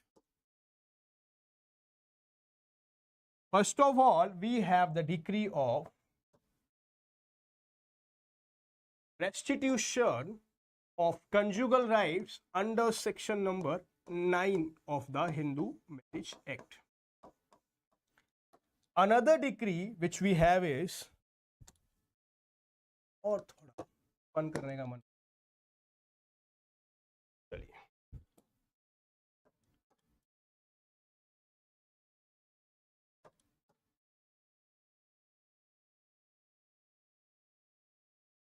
Decrease under Hindu marriage. अब ठीक है, विजिबल है सबको? अब विजिबल है सबको? आइए, first decree which we have is restitution of the conjugal rights under section number 9 of the Hindu Marriage Act. Second decree which we have is judicial separation under section number 10 of the Hindu Marriage Act. Hindu Marriage section number 10 में. Third decree which we have is void marriage करवाना under section number 11 of the Hindu marriage act. Fourthly if we talk about it is voidable marriage under section number 12 of the Hindu marriage act. And lastly हमारे पास है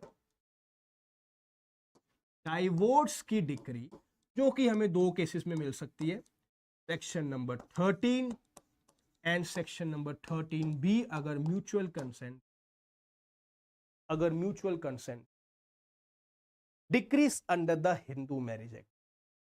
कोई भी decree अगर पास हो, कोई भी डिक्री, चाहे वो आरसीआर की है, चाहे वो जुडिशियल सेपरेशन की है, चाहे वो मैरिज को वॉइड करवाया गया, वॉइडेबल करवाया गया, डाइवोर्स की डिक्री ली गई 13 या 13B, टोटल 6 डिक्री से डाइवोर्स की 2।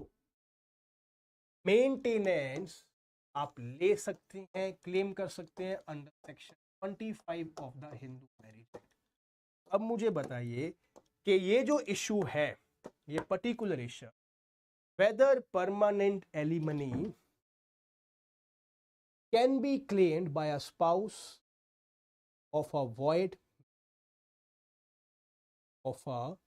void which permanent maintenance can be awarded to a spouse even after a marriage has been decided under section. Always Hindu marriage act में जनरल लॉ ही हमें, general law, जहां पर भारतीय नागरिक सुरक्षा संहिता में बीएनएसएस में हमें जनरल लॉ क्या देखने को मिलता है? बीएनएसएस में हमें जनरल लॉ क्या देखने को मिलता है कि नो, वॉइड मैरिज के केस में मेंटेनेंस नहीं मिलेगी, बट यस कुछ सर्कमस्टांसेस में, जैसे कि अगर फ्रॉड किया गया हो या फिर सामने वाले बंदे को अवेयरनेस। हिंदू मैरिज एक्ट के केस में जनरल लॉ ही ये बोलता है दैट इवन अ वाइफ और a husband out of a void marriage can claim maintenance under section 25 of to marriage. Clear everyone? Sir आपकी जजमेंट वाली क्लास नहीं चल रही, लैंडमार्क जजमेंट वाली क्लास चल रही है, रेगुलर क्लास चल रही है बेटा, 1:30 PM पर रेगुलर क्लास चल रही है। All the students are coming, लगभग 100 बच्चा उस क्लास में है। आप भी सब लोग उस बैच को ज्वाइन कर सकते हैं, लैंडमार्क जजमेंट के बैच को। बैच बताया very very important batch for all of you, जहां पर ओनली एंड ओनली इन 7,999 आपको सारा का सारा 700 लैंडमार्क जजमेंट्स का बैच प्रोवाइड करवाया जा रहा है। कोड आपको यूज करना है कोड, डिस्क्रिप्शन बॉक्स में आपको links available, already available. Still अगर कोई भी प्रॉब्लम आती है बैच ओपन करने में, समझ नहीं आ रहा, कोई भी क्वेरी, टेलीग्राम पर अवेलेबल इज अवेलेबल, लिंक आपको नीचे दिया गया है, मिनिस्ट्री ऑफ लीगल अफेयर्स, आप ज्वाइन कर सकते हैं। ज्वाइन कीजिए, मुझे मैसेज करिए, whatever the problem will be I will solve it out. कोई है वहाँ पर, चाहे वो जुडिशरी की तैयारी है, चाहे वो चाहे वो कोई simple strategy, serious enough to clear exam, we are more two people so that I will see you guys again. Class ends here, यहीं पर क्लास खत्म होती है। इस क्लास को ज़्यादा से ज़्यादा शेयर कीजिए। सुप्रीम कोर्ट की judgments month of the February सारी की सारी पाएगी, ऑल द इम्पोर्टेंट जजमेंट्स। इसी तरीके से सारे के सारे मंथ्स की आपको जजमेंट्स देखने को मिलते रहेंगे। सर किस तरह से वॉइड मैरिज में मिल सकता है मेन, सर किस तरह की वॉइड, 3 ही तरीके से तो वॉइड हो सकती है ना, बाइगेमी, अपिंडा या फिर प्रोहिबिट। दूसरी शादी भी कर ली गई तो दूसरे हस्बैंड से मेंटेनेंस वो ले पाएगी, या हस्बैंड भी अपनी वाइफ से ले पाएगा, चाहे वो वॉइड मैरिज। फैक्ट्स एंड सरकम को देखते हो। तो लास्ट मंथ के जजमेंट्स आपके टेलीग्राम पर ही मिलेंगे। टेलीग्राम पर क्यों, आप यूट्यूब पर डायरेक्ट सर्च कीजिए सुप्रीम कोर्ट जजमेंट्स जनवरी 2025 बाय बासु होगा, आपको तभी के तभी मिल जाएंगे। टेलीग्राम पर आप जाइए, लिंक आपको वहां पे मिल जाए, नहीं है तो अभी के अभी दोबारा सेंड करते हैं, मतलब अगर पीछे जाके नहीं ढूंढने की इच्छा, तो वैसे तो बताऊं डायरेक्टली यूट्यूब पे सर्च करो मिल जाएगा, गूगल पे भी करोगे तो मिल जाएगा, इतने तो फेमस अब हो ही चुके हैं कि गूगल पे भी आपको अपना नाम पता लग जाएगा। सर मैं नहीं अफोर्ड कर पा रहा हूँ, सर मैं नहीं अफोर्ड कर पा रहा हूँ। Okay Abhishek ji, understand that many people can afford, many people can't afford. Batch का लोएस्ट प्राइस आपको प्रोवाइड किया हुआ है 7,999 में। Anyone who wants to go for it, बहुत ही जेन्युइन प्राइस रखा गया हुआ है। 1 साल का बैच है जिसमें आपको 800 रुपये में 8,000 रुपये में सारी की सारी। सर वो एक्टर का नाम, एक्टर वाली बात रह गई। There is one guy Amar Sen ji, an actor, very very elder to us, काफ़ी बड़े हैं मेरे से भी, हाइट भी आप लोगों से, कौन कौन कहाँ से लेक्चर देख रहे हैं। And again thank you everyone in this particular class. Judgment कितने मंथ का रेडी करें प्लीज़ बता दीजिए। You see whenever you people are giving any mains examination ना, इसका क्वेश्चन है राणा राजपूत जी, तो मान लो आप अक्टूबर नवंबर में कोई मेंस दे रहे हो, तो उस पर्टिकुलर ईयर की जजमेंट्स तो आप कवर करके चलो, उस पर्टिकुलर ईयर की। मान लो 2025 में आपका एग्जाम है, नवंबर में आप मेंस दे रहे हो, तो पूरा का पूरा 2025 आपका कवर होना चाहिए एक एक जजमेंट। इसके अलावा पिछले 5 साल की जितने भी इंपॉर्टेंट जजमेंट्स थे, 5 साल ही क्यों, क्योंकि सच्ची बात यह है, देखो आप लोग एग्री करोगे कि 2018-19 से पहले जितने भी मेंस के पेपर आते थे ना, वो पुराने लॉ के अकॉर्डिंग ही आते थे, पुरानी लैंडमार्क जजमेंट्स के अकॉर्डिंग ही आते थे।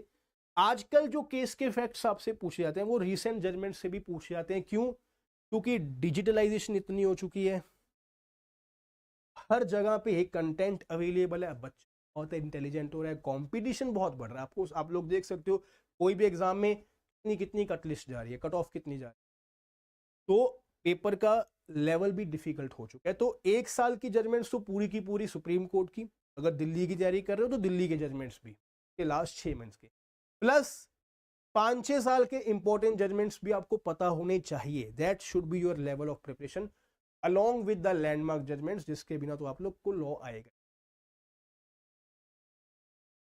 ठीक है जी। तो जैसे छत्तीसगढ़ का एग्जाम देना है प्री के पॉइंट ऑफ व्यू से, प्री के पॉइंट ऑफ व्यू से ओनली लैंडमार्क, प्री के पॉइंट ऑफ व्यू से only and only landmark judgments. उसके लिए रीसेंट जजमेंट्स की भी कोई जरूरत नहीं होती। आपको कोई बहुत ही एक आधी रीसेंट जजमेंट ऐसी आई हो कि जैसे एलजीबीटी कम्युनिटी को फैमिली क्या बोलते हैं मैरिज का राइट नहीं दिया, वो पूछी जा सकती है कि लगातार न्यूज़पेपर, लगातार हमें news, that kind of judgment वो इंपॉर्टेंट बन जाती है। नॉर्मली प्री में वो लैंडमार्क जजमेंट ही पूछी जाती है, बच्चन सिंह केस, मिट्ठू सिंह केस, और ये हमारे जितने भी लैंडमार्क जजमेंट्स हैं वगैरह वगैरह, each and every. Bye bye sir, bye bye Shalu ji. तो 3 ईयर एक्सपीरियंस कैसे काउंट किया जाएगा? From the day you take the temporary enrolment, जिस दिन आपकी एलएलबी कंप्लीट हो जाती है, जिस दिन आपके पास डिग्री आ जाती है, आप किसी भी स्टेट बार काउंसिल में, किसी भी स्टेट बार काउंसिल में कि मुझे इनरोलमेंट चाहिए, इनरोलमेंट चाहिए, एक फीस आपको पे करनी होती है जो कि लगभग कुछ 18-20 हज़ार के आसपास है अलग अलग स्टेट में। वो फीस आपको पे करनी है, आपको 15-20 दिन के अंदर अंदर एक टेम्पररी इनरोलमेंट सर्टिफिकेट, उस दिन से आपका काउंटिंग टाइम शुरू। उसके 2 साल के अंदर अंदर आपको ऑल इंडिया बार एग्जामिनेशन मैंडेटरी देना पड़ता है, उस टेम्पररी को परमानेंट में कन्वर्ट कर। आपका काउंटिंग एक्सपीरियंस का काउंट टेम्पररी के डे से ही शुरू हो। ठीक है जी। Anyone else, any other question? Value for money है कोड, ठीक है जी, थैंक यू सो मच। चलिए then, will see you guys again in the upcoming lectures. Thank you so much everyone. Jai Hind, take care, good night.